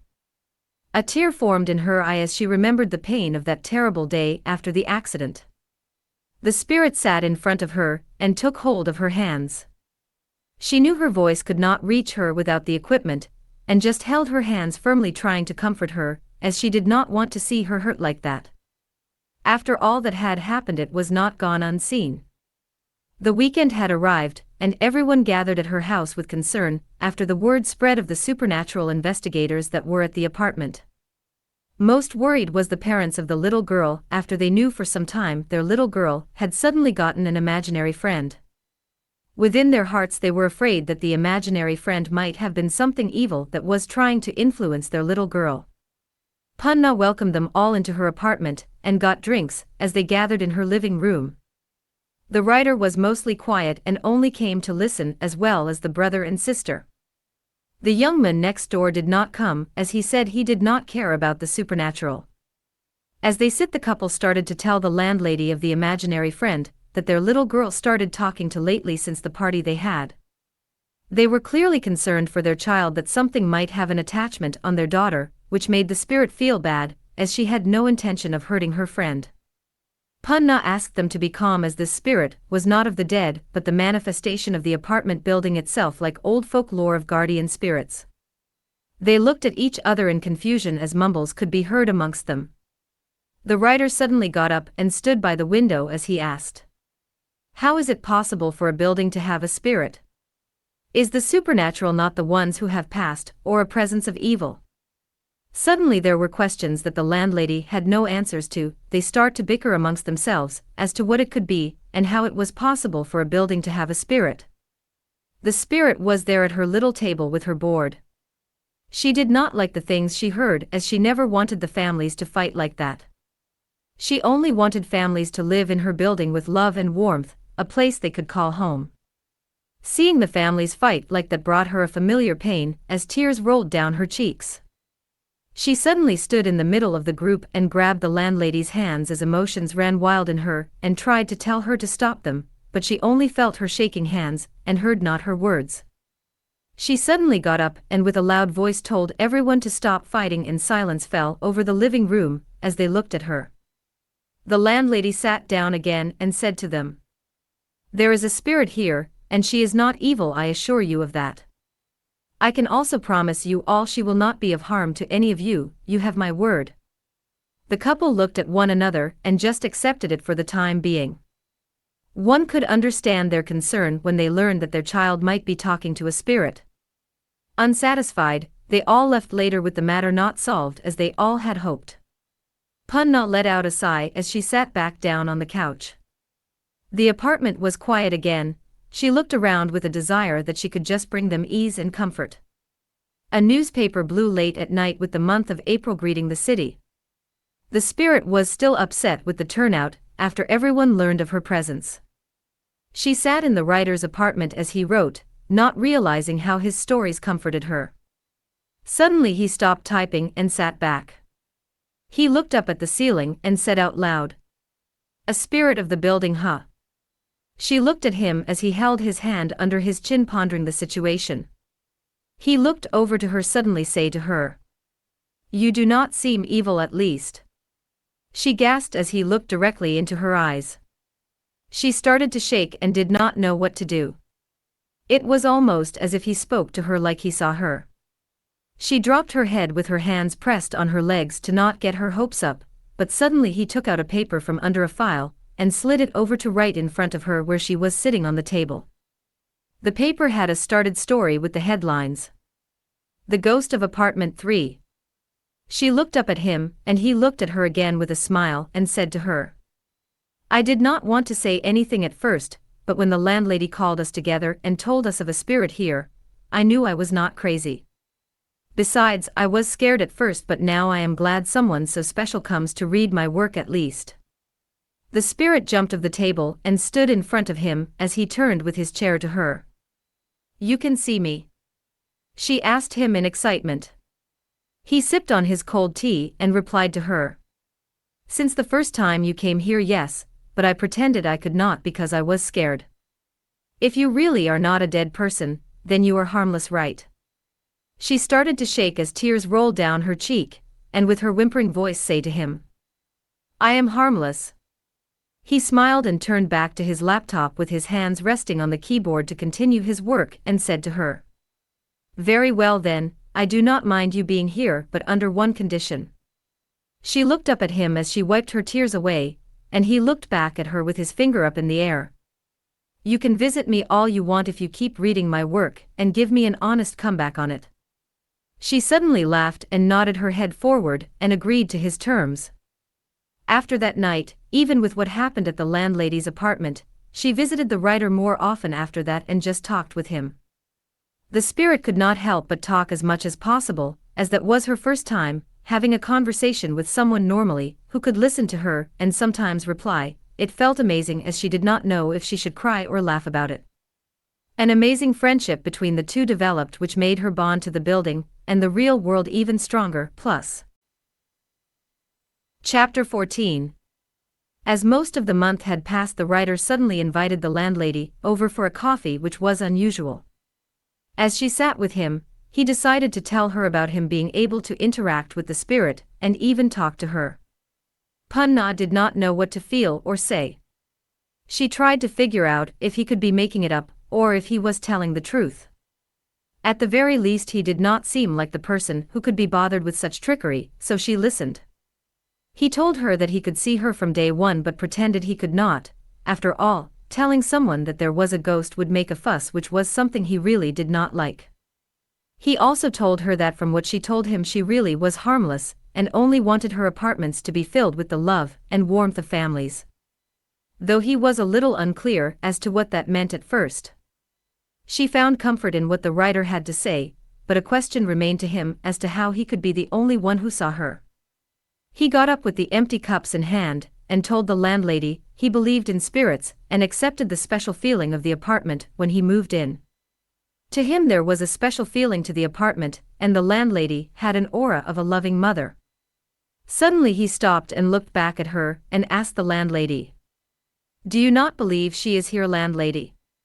She lowered her head and realized she did have her doubts that the spirit might not have been real. Later that night, Punna was in the living room with the television turned off. It was quiet and a little cool. She sat upright and held her hands out and said, "I am sorry I had some doubts, but I know I felt your touch many times now. Please show yourself to me also." For a moment she waited but suddenly felt her hands resting on hers. Her heart started to race as she looked at her hands and saw smaller hands resting on her own. As she moved her head up slowly, she started to see her dress and long smooth hair. Finally, she looked up at her face and saw before her standing a young girl with a big smile. Punna smiled and tears rolled down her cheek. Before her stood the spirit of the apartment that considered her a mother to her. Punna felt the long-lost love for her daughter she lost. She gently gripped her hands tightly as she said to her, "All this time, I just had to believe. The signs were there but still I doubted." With the clock sitting at 11:43, Punna was still up and awake as she sat and talked with the spirit to learn about her. She was finally able to hear her little voice as she shared her story in the detail of how she had just appeared one night in the cold, broken-down apartment. She shared with her the wonderful memories she got as the landlady first showed up and the memories of the workers restoring her building. The memories she made there were what kept her there, and she wanted to make more. With even some of the tenants worried about her, she wanted to make things right so the love and warmth could flow from the apartment. Then next morning the writer walked with the landlady to the gate as she was about to open it like every morning. He asked her why she seemed so tired when she smiled and told him she believed and saw her. The writer laughed suddenly and told the landlady, "What an interesting story this will turn out to be." She looked back at the building and laughed with him. She felt at ease about the spirit being there, but there was still the young couple and the brother and sister. After what had happened with the child of the couple, she knew what was coming. Cold air, white snow crystals meet the earth. The cement, the trees, cars, rooftops, everything was turning white as the winter snow arrived. With half the year gone by again, the apartment held reminder of its cold and painful winter nights. The spirit was on the roof and watched the thick mist of snow gently falling undisturbed.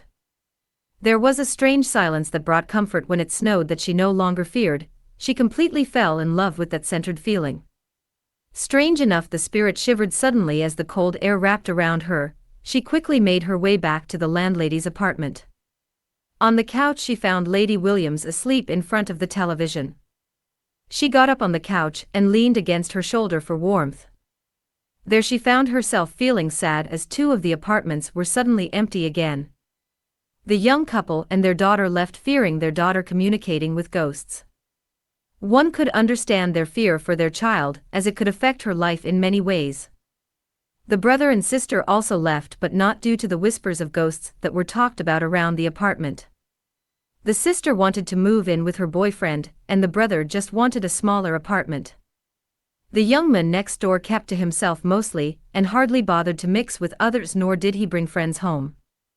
The writer had been locked into a sudden burst of inspiration, and was hardly seen also. He was hooked into writing a novel about the spirit and the apartment, though often he came down to the landlady to speak to the spirit and expand his adventure he is putting to paper. She on the other hand loved the attention she was getting from him like he was her older brother. With time passing she became permanently visible. The landlady no longer had a single feeling of fear towards her, and the writer had accepted her wandering into his apartment also. There was never any door or wall that could stop her, as she would just wander straight through them. After all, the whole building was herself. The two apartments were up for rent again in the local papers and online. After a long talk with the spirit and writer explaining to them why she would rather keep quiet about the spirit for the new tenants, they came to an agreement. The spirit for the time being were allowed to only contact the two of them, as they learned from the young couple that most people did not take the supernatural well. A few days later the landlady interviewed a rather normal person from her appearance. Young, single and working a normal job. She had a nice personality and a calm feeling to her. The spirit kept her distant as they talked, remembering what Lady Williams asked of her. As the landlady saw her off, she drove out of the parking lot on her white and pink scooter bike. "She is cute," the writer suddenly said from behind the landlady as he stood with the spirit. The landlady turned to him, flipped her pen to him and say, "No harassing the other tenants." She walked to him laughing and grabbed the pen out of his hands as she walked by. He looked down at the spirit, pointing out to her how strict the landlady sounded at times. She looked back at the writer and said with a smile, "Tea." He quickly stepped forward with a grin and followed her. Later that night the spirit suddenly got on top of the writer's desk. He looked at her and saw she looked down. "Something happened?" he asked her. She nudged his ruler on the desk forward and back as she told him the landlady left to go see another possible tenant at such a late hour, and she was worried. He sat back in his chair with a sigh. "Another tenant at this hour, huh?" He got up to get his drink from the fridge. She looked at him and suddenly asked him, "How can I get a name?" He looked at her confused, but also wondering to himself why she did not have a name in the first place. Sitting back down with his hand sliding over his long hair, he asked her, "Well, you say you are the building, right? So, should you not have the same name as the building?" She looks at him with a slight frown on her face. "I cannot introduce myself as Five Hearts, you know." He thought for a moment and realized she had a point, but at the same time imagined someone calling her name Five Hearts out loud, like when someone called a person over. He suddenly burst into laughter at how silly it sounded in his head. She looked at him and realized why he was laughing. She grabbed the ruler and gently pushes it against his cheek. "Since you find it so funny, I will leave it to you to give me a name."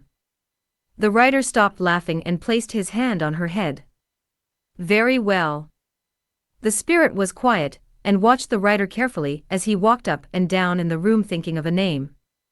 It was almost 20 minutes of silence, and just like the feeling of having writer's block. The spirit smiled and told him he did not have to try so hard, even though in her heart it meant a lot to her, but he suddenly stopped at the window. Out in the dark of night he saw the bright pink water lilies in the house next door's yard. The small light in the pond made the bright pink water lily explode with color and beauty. He turned and looked at her pink cheeks and say, "Lily." She clenched her fists with excitement as joy clearly showed in her eyes. "From today I am going to call you Lily like the flower." The spirit felt something move in her. She loved flowers, and to have a flower name felt special. But there was more to it. By her having a name started to change her even more. The next morning the spirit excitedly sat by the counter as Punna prepared her breakfast. She saw the spirit had an extra big smile that morning, and asked her what brought forth such wonder. She took out a small paper and handed it to her. She opened the paper and read the name, Lily, written in almost perfect calligraphy. She leaned over the counter with her arms stretched out and said to the landlady, "My name is Lily." Punna smiled and quickly reached into one of the kitchen drawers. She took out a roll of clear tape and ripped a piece off, placed the piece over the paper, and walked to the small table where the sandboard was. The spirit turned and watched the landlady, and saw her sticking the name just above the small table where she normally sat. "There you go. From now on this table will be yours and you can put whatever you want on it." Even if it was just a small table, Lily felt so happy. She had her own table with her special name on it. As the weekend arrived, the spirit watched as the writer helped the lady with the scooter move into her apartment. Lady Williams was also there to help, but the spirit kept her distance. As they worked, the young lady suddenly stopped and asked the landlady, "To whom does that little girl belong to?" The writer and Punna paused and looked at each other as she pointed at Lily. It appeared she could clearly see Lily as she was but a normal person and to a spirit. Punna tried to end that conversation and just say to her, "She is with me, I adopted her." The lady smiled and called her over. She introduced herself and even shook her hand. "Wow, you are so cute." Lily was trying her best to act nice, but was just as confused as to what was happening. For the lady to clearly see her and even touch her, there was something going on for sure. Later that evening the writer and the landlady was outside with Lily. They were trying to understand what was happening, and so they all stood at the entrance of the lot. They knew the spirit told them she was bound to the lot as a manifestation of the building. They looked at each other confused as she stepped outside the lot with nothing holding her back. "How is this possible? I thought you were bound to the lot." Punna asked her. Lily walked back over the line and over again. She herself was not sure as to what was going on. The landlady watched her jump over the line in a playful act, but knew it was time she got professional help. Chapter 15. October. Punna was sitting patiently at a coffee shop. She reached out to a paranormal expert who had successfully worked and solved many cases. While she sipped on her coffee, a rough-looking man came walking into the shop. Gray hair, suitcase, and a rough beard. He looked around and saw her sitting with the green top like she told him to look out for. He sat down with the weight of his aura opposite her and introduced himself. "The name is Dolt, pleased to meet you and thank you for reaching out to me." As she shared with him again how it all started till recently, he took out a file from his leather suitcase. He described situations and things to her that she might have noticed and seen to get a more accurate reading of what Lily might be. He listened carefully and wrote down every single detail. His questions were straightforward and some even harsh, but he was clearly an expert and a true believer. After a long silence of evaluating what he had learned, he suddenly got a strange smile. He closed the file and placed it back into his suitcase before taking a big gulp of his black bitter coffee. Punna was nervous about his reaction as she asked him eagerly what it was she was dealing with. He sat back and started to explain to her in a strangely calm manner. "According to what you have told me of the spirit and the events around it, I believe this spirit, as you call it, is not an actual spirit." She sat upright and leaned a little closer to make sure she got every detail. "You told me its appearance is a child and you have named it Lily. That explains how and why she is taking on a physical form. What you have is a building that was built out of love and was seen and felt as a home over the years. At that time that it stood in pain to the community, the building itself yearned for the love and warmth of the family that built it. And so, the feeling was so strong that it manifested a very rare being that has been recorded only 5 times in history till this very day, a Blount. She was shocked at what she was learning about Lily. She could have never thought something like that could actually exist. It turned out that her own pain she felt and actions to love and care for the building had fueled this being into taking form. The man got out his wallet and told her the food and coffee was on him just before he got up. He looked down at her again and said to her, "Your fear is for nothing." In all 5 cases over the years this being had never shown any violence towards people. This being, however, seems to have found an attachment to you, and so the love and warmth from just you can make it become real, but if it comes from say 5 families you can be assured, she will be permanently visible to all as a normal person and soon all laws of the physical world shall apply to her. She got up and walked out with him to his car. She asked him what she could do or if she needed to worry about the future with this being.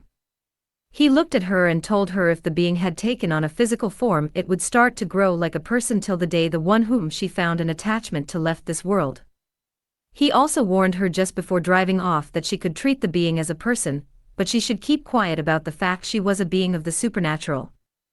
For 4 of the records, it had come out that the townspeople burned the buildings of those entities to the ground with the fear of them being a curse when times get hard.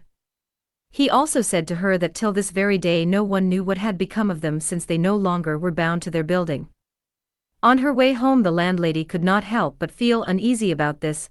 It was not the fact of finding out what exactly Lily was, but the fact that she secretly had a strong feeling for the spirit like the daughter she lost. Even though knowing she could not replace her daughter she still found herself rushing home to see her. The Mundult made it clear to her in a certain way that she could accept her, and that was what she planned on doing when she got home. As soon as she arrived home Lily came from the flowers walking to her to welcome her back, but the landlady suddenly goes on her knees, and wrapped her arms around her embracing her.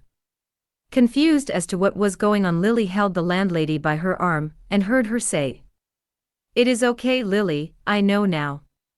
As I said before, you can live with me as long as you want." From the window the writer saw the landlady hugging Lily out in the parking, and just smiled as he said out loud. And so, with fate intertwining 2 beings she found her hugging the young flower as a mother would a daughter. Chapter 16. As the December holidays came, bringing joy and excitement over the city, everyone was in a rush to get Christmas shopping done. Even at the apartment excitement was felt from a distance as Lily could hardly sit still from excitement. Punna was taking her with her to the shops for the first time, after learning she could leave the lot. She was all dressed up and her long black hair was braided neatly. Even Punna herself was also excited, as she was secretly seeing Lily as her daughter as the days passed. As they left the house after being rushed by her, and locked the door, they found the writer sitting on the small brick wall by the flowers. He looked at them with the clear question written all over his face about where they were going but chose not to say something.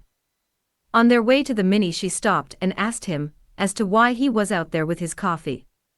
He smiled at her and replied to her with one simple word that explains it all from a writer. Inspiration. Lily was ready and waiting in the car as Punna explained to him what she was about to do. The writer looked over her shoulder at Lily and made mental notes on how something like this would work for his books. Slowly on their way out the landlady drove carefully to make sure Lily could indeed go from the apartment. But she showed no sign of resistance of any kind as she looked around with great joy. As the apartment building started fading in the distance behind them Lily was overexcited and asked about everything she saw. She looked at all the places that she was only able to see from the top of the roof of the apartment building from afar. As they arrived at the mall her eyes stretched side open unlike ever before. It was unbelievable to believe how big it was, and how many vehicles were parked in one place. Everywhere she looked people were walking and talking together, and even kids around her age. After finding a parking they got out, and she saw Lady Williams holding her hand out to her with a smile. She took her hand and they started walking. She felt the warmth of her hand holding hers with a sense of security flowing into her. She looked up at the huge wide doors of the mall opening to them, and the scent of the shops greeting them. Suddenly she stopped and the landlady looked down at her. "Something wrong?" she asked nervously. She feared that Lily might be too far from the apartment, but she looked up at her and said, "My stomach is growling at me." Confused, Punna stood there and realized the rich aroma of food was rather welcoming in the air, but did that mean she requires food also? Punna decided to test her theory, and took her to one of the fast food restaurants. They were greeted by a young man who was neatly dressed. He led them to a table and handed them a menu each. He stepped back for them to decide, but Lily knew nothing of what was on the menu. Punna leaned over the table and pointed at the milkshakes and told her to pick one of them. She quickly found the bright color of the pink one to her liking and quickly looked up to Lady Williams hinting at it. She placed their orders with a light breakfast as she felt a little hungry herself. Lily was amazed by all the vibrant colors and scents of the food in front of her. She took one of the potato chips and placed it in her mouth as the landlady watched her curiously. After their breakfast, Lily was quiet. Punna asked her if she felt better, and she looked up at her. With a simple smile she thanked Lady Williams for the meal, and tried her best to explain how good it was. Punna remembered what she was told of her becoming more real of a person. She decided to say nothing as they headed out of the restaurant for the reason she brought her here. After a few minutes of walking to exploring all kinds of stores and seeing all kinds of things, they came to a stop at their destination. They walked into the store and Punna talked to the clerks about things Lily did not understand. She seemed to have gotten lost in the day as she did her shopping. From clothes to even bedding of her choice, Punna was holding nothing back as she spoiled her to no ends. As the day was reaching its end, they were exhausted as they headed home with the back of the car filled up with shopping bags and goods. At home, after bringing everything inside, Punna plunged down on the couch with a loud exhale. Lily sat at her small table and smiled, feeling the strange sensation of being physically tired for the first time ever as a strange tingling feeling rushed through her muscles. After such a busy day, she could not help but feel even closer to Lady Williams. Later that night, Lily was at the door having a hard time just passing through it like she used to. Her physical form was starting to take form much faster, as it was not but days or weeks, but hours, as she started to show more and more signs of becoming human. After some struggle she managed to get out of the landlady's apartment, but sat with the problem at the writer's apartment. Hearing the struggle at the door, he got up to investigate, but found her standing outside his door. She had a terror in her eye about not being able to get through anymore. He remembered what the landlady told him about her becoming more physical as of recently, and stepped aside with his hand guiding her inside. A cup of coffee and a light snack, he watched her sitting there. She told him about the day she had and questioned why she could not move through the door anymore. He was sitting in his chair and told her that it was okay if she could not and do things like before. She listened to him as he told her that even if she could not move through the door, she may still come visit when she felt like it, as it seemed she was not at the point of needing sleep yet. For him and the landlady, they were slowly accepting her becoming more human, but she seemed more confused about it. She still felt a strong attachment to the building itself, but an even stronger one to Lady Williams. She knew that she was losing her ability to freely move around, but she gladly paid that price for the love and warmth she was suddenly spoiled with. The writer still treated her the same, with his adventurous nature about him. With all this, she suddenly jumped up as she realized she was unable to get back into her own apartment as Lady Williams was asleep already. The writer placed his hand on her head and told her she could stay for the night as long as she talked to the landlady the next day about it. Together they sat in the dark of night with only the table lamp as he wrote with her, keeping him company, and enjoying being the first to read his current book he was working on. The next morning Punna found herself in a bit of a panic, as she could not find Lily anywhere in the apartment. Normally when she could not see her it was different, but that morning it was like she could not even feel her. Knowing she liked to move around, the landlady quickly got dressed, put the kettle on and rushed outside to open the gate. Just as she stepped out her door, she found Lily and the writer sitting on the chairs she set out in front of her apartment. "Good morning," the writer said to her with a smile. Lily got up and wrapped her arms around her as she hid her face. She looked at the writer and he let out a little sigh, saying to her, "She cannot pass through the door any more, so she stayed at my place last night." Punna went down and held her shoulders as she said to her, "You are still Lily to me no matter what you can and cannot do." She smiled and nodded her head as she felt that motherly feeling from her again. At the same time, Punna pressed the little red button on the remote to open the big gate, and just as the gate opened, the young women came down the steps and greeted them. She got on her scooter and left in a rush. The writer later went back to his apartment to get his daily sleep in, and Punna with Lily remained outside as she watered the flowers and swept up the leaves and papers with her that the wind brought. As always, she was soothing Lily with her humming just as the street became quiet with the school that started and everyone being at work.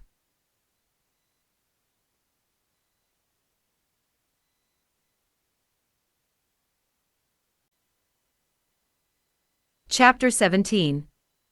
With the end of the year upon them, the people in the apartment all gathered outside again. The landlady had a tent set up again with a table full of snacks and drinks. Punna, Lily, the writer and the young women. A small group, but there was joy in the air. Everyone was talking and having a good time, with even Lily being treated as one of them. The young student from next door had left to spend New Year's Eve at a possible lady friend's house. With everyone gathered outside, Punna slipped into the house. Lily was still sitting with the young woman, and the all-so-shy writer as they try and make conversation. Only a few moments later she came back out, and wrapped a long red smooth scarf around Lily's neck with a little bunny on the one end. She got up and looked back at Lady Williams as she took one of the ends of the scarf in her hand. Both the writer and the young lady looked at her and smiled, seeing how happy she was. Punna sat down and held her hands as they started to count down with distant fireworks erupting in the night sky. Lily felt her hands getting a little tighter as vibrant colors spread across the sky as Punna held her close to her. She leaned forward and kissed her on the forehead as she whispered to her, "Happy New Year, Lily." Suddenly she remembered the cold night she watched the city light up when she was still alone in the broken-down building. Looking around her, she could feel the warmth of this small group. In her heart she knew this was where she belonged as she looked over Lady Williams's shoulder at the building. While in her arms, her eyes started to close as she faded away into sleep for the first time, as the warm, safe feeling wrapped around her. A new year has started. Lily opened her eyes to find herself in Lady Williams's bed. She felt strangely refreshed and well-rested, a feeling she had never felt before. She could hear the familiar tone coming from the kitchen as Lady Williams hummed her normal soothing tune. She quickly got out of bed and walked around the corner from the hallway to the kitchen. Punna looked at her and placed her hand on her head, saying to her with her warm smile, "Good morning, hun, you sleep okay?" Lily nodded her head and sat down as she placed a small bowl of oats porridge in front of her. Being told how healthy it was for a growing body, Lily made sure to finish it. Starting the new year with their daily routine, they head outside to open the gate. Lily went to water the flowers but kept looking over to her as she swept up some leaves and small papers.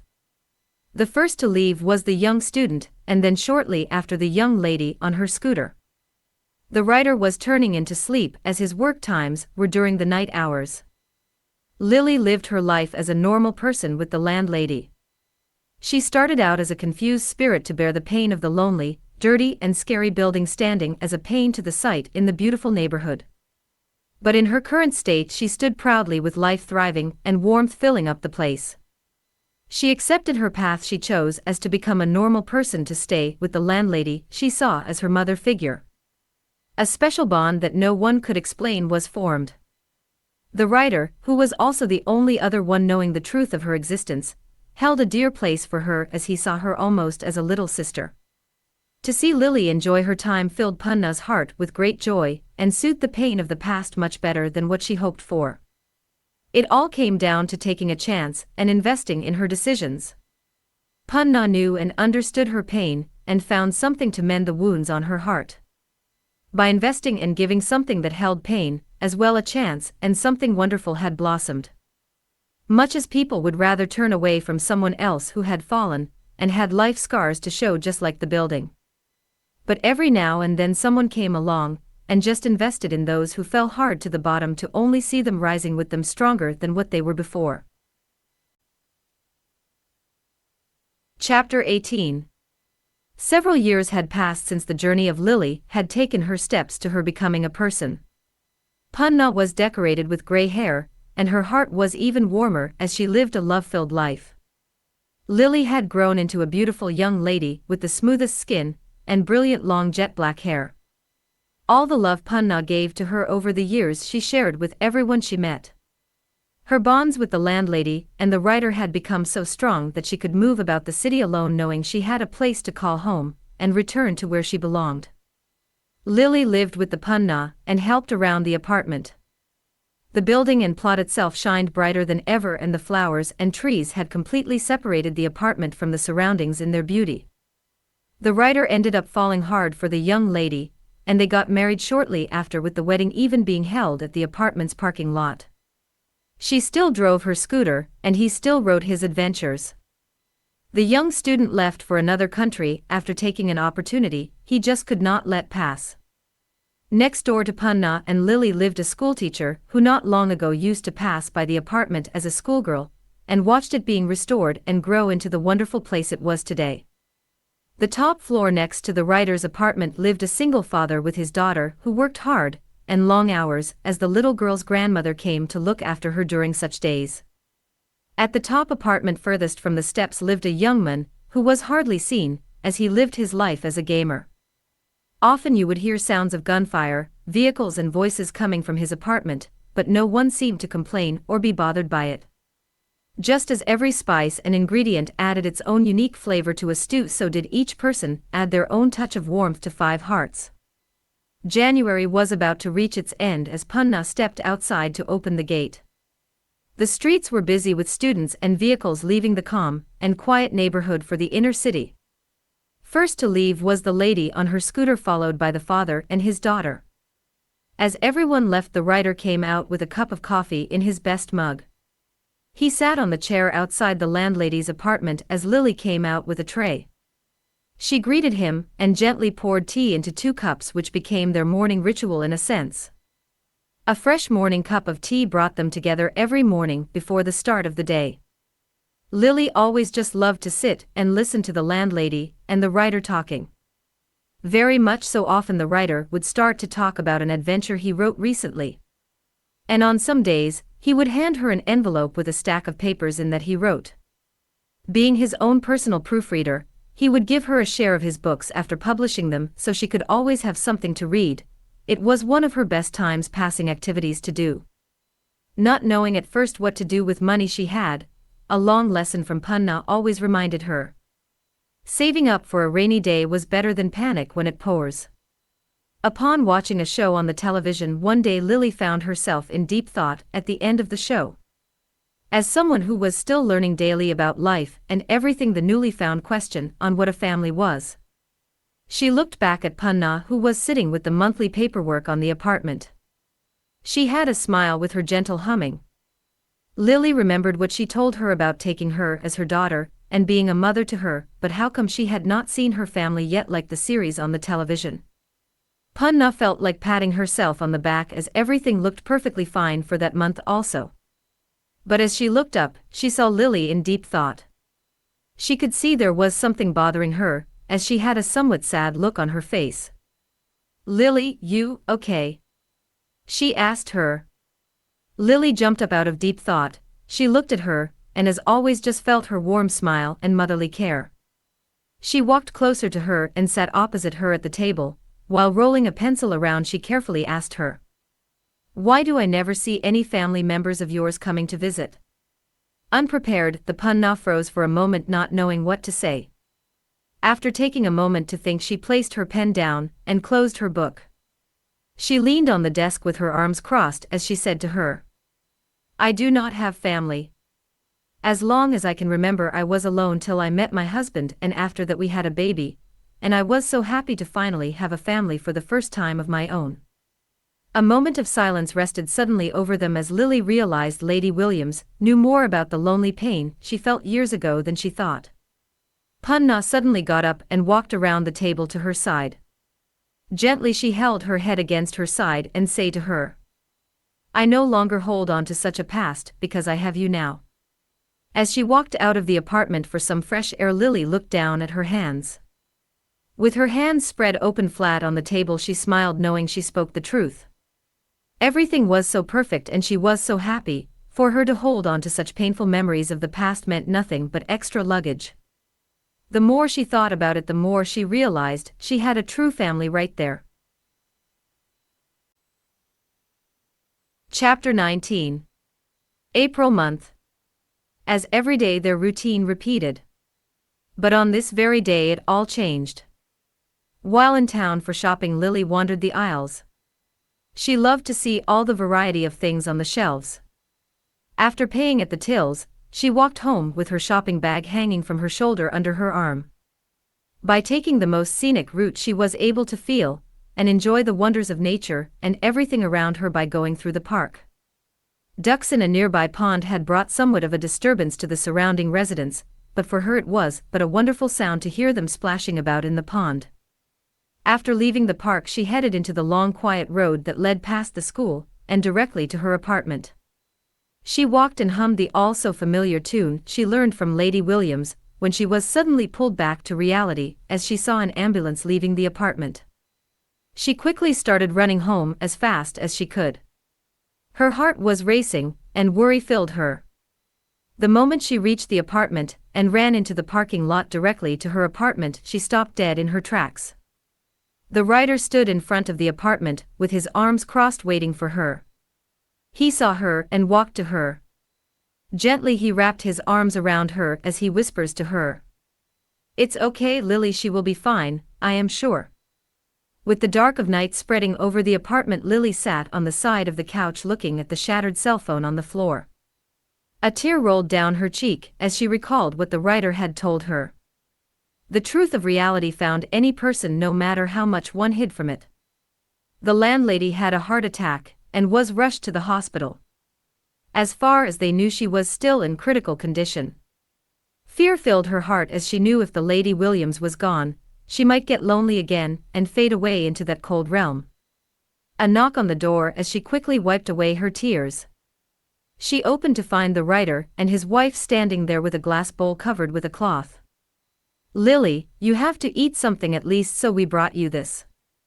They placed it on the counter and sat down on the couch.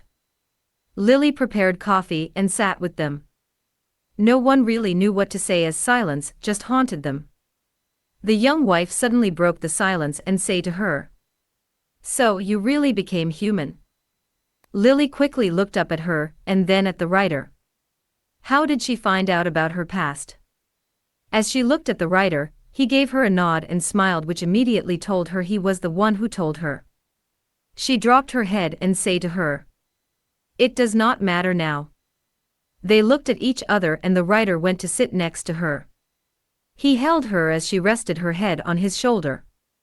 If Mom does not get well again and leave this world, I will just fade away again into the lonely darkness. Her words felt cold, leaving them unable to reply, as they did not know how to handle such a situation. By the end of the week, the horrible news came as Punna passed away. Everyone was shocked as the news came to them. The moment the news reached Lily, she fell to the ground as she burst into tears. The best anyone could do was hold her close and allow her to let it all out. After all, Punna was a mother to her. On the day of the funeral, the sky was crying along with everyone. It was cruel to see only a handful of people at one's funeral that were not related at all. After the funeral, the writer and his wife held a small gathering at her house.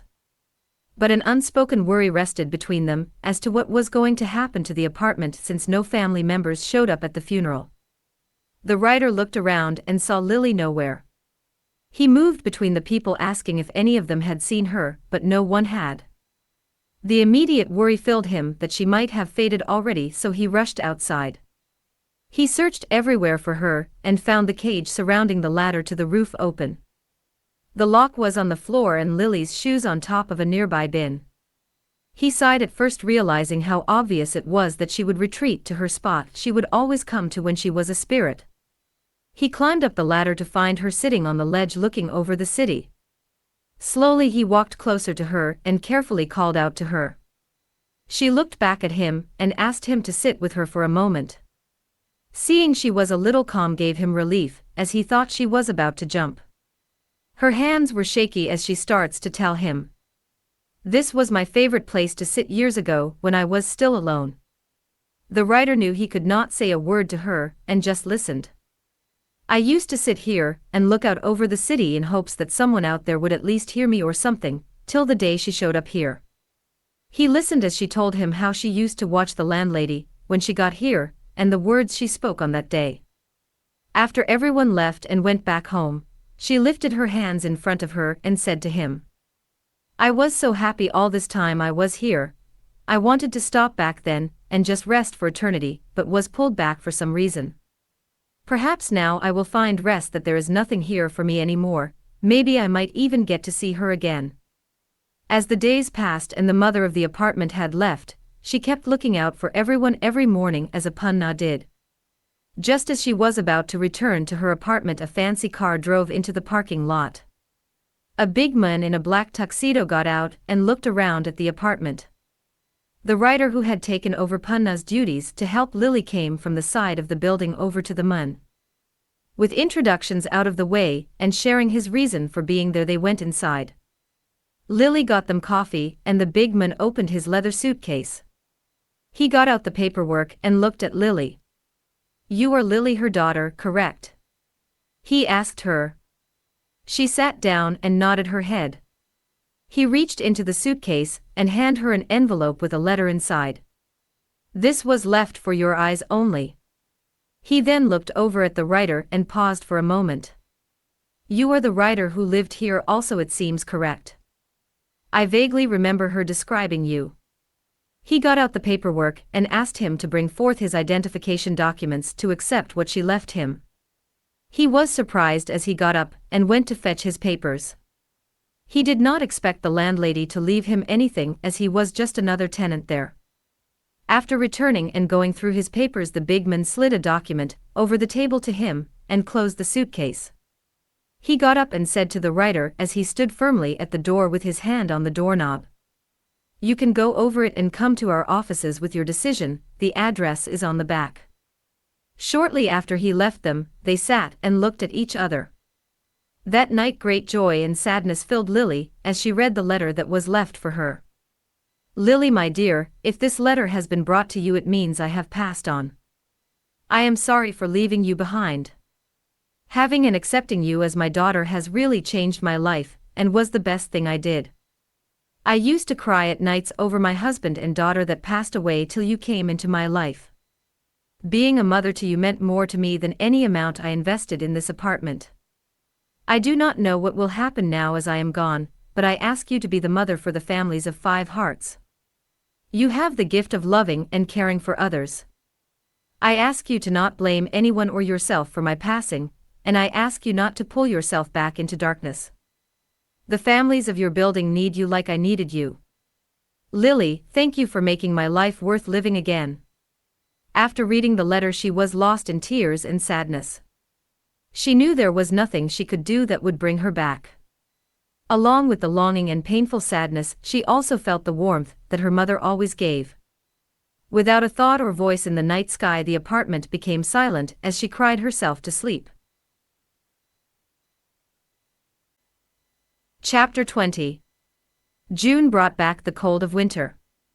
The all-new landlord and writer, Peter, made his rounds by visiting each of the apartments as the light snow crystals started to fall. With Lily living on her own in the same apartment, he made sure to check in on her a lot. He still was not sure as to why the landlady wanted him to be the new landlord as he walked down the steps carefully. Perhaps it was to keep an eye on Lily. Or perhaps she trusted him enough.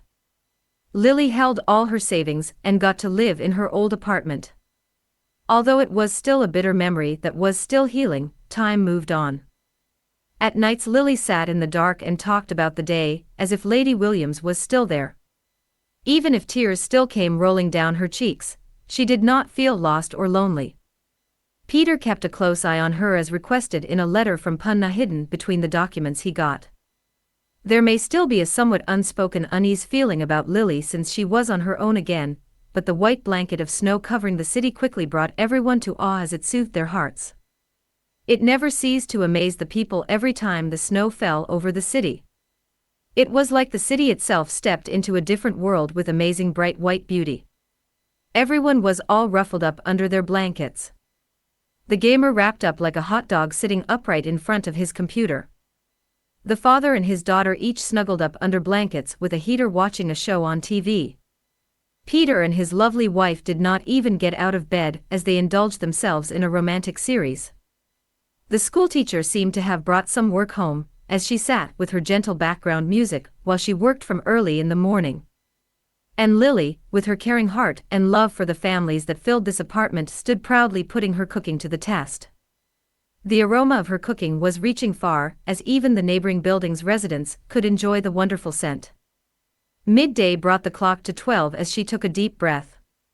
4 big meal boxes sat proudly on the counter, with her pride overflowing from her as she looked at the containers with the steaming hot chicken and vegetable curry and fried rice. Quickly she closed each one of them and packed them in a big carry bag. Out the door into the cold she went, gently up the stairs as the snow pushes off where her feet met the steps. She gently knocked on the door and shortly after Peter opened it. With a smile as bright as the snow, she held out in front of her one of the containers that she prepared. "I learned that there is nothing like delicious curry on a cold day, like Mom used to say." With hardly any chance to talk or ask anything, she rushed off to the next apartment of the father and his daughter. A gentle knock again, and the man opened to find the same scene, and heard the same words. "Nothing like curry on a cold day, just like Mom said," she said to him as she handed him the container.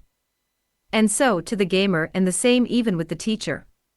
Finally, back in her apartment, she brushed off the snowflakes and rubbed her hands together, feeling the cold sting on her fingers. The small carpet at the door was wet from the snow she stepped in. It hardly mattered to her as she quickly got the curry she set aside for herself and sat on the couch.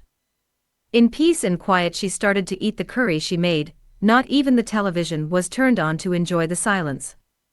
Everyone had stopped what they were doing as they all enjoyed the rich flavor of the curry she shared with them. With small acts of kindness and caring for others, the apartment had held up its name of 5 hearts.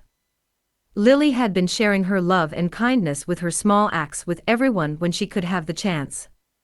From snacks to helping around the apartment with daily activities, shopping, and even helping with Peter's wife who had become pregnant. With the wonderful miracle of life growing in her belly, Lily could not help but want to love the little one also. The word of the wonderful apartment had spread far over the city, and the list for homeowners was long as each and almost everyone wanted to experience the welcoming feeling of belonging somewhere in this busy and rushed life. With the word of the apartment also told of the lovely women who cared for the families who lived there like a mother. At the shops and even at events in the local neighborhood, everyone knew of her and her loving heart. The kids on their way to school always greeted her, and everyone waved and smiled her way.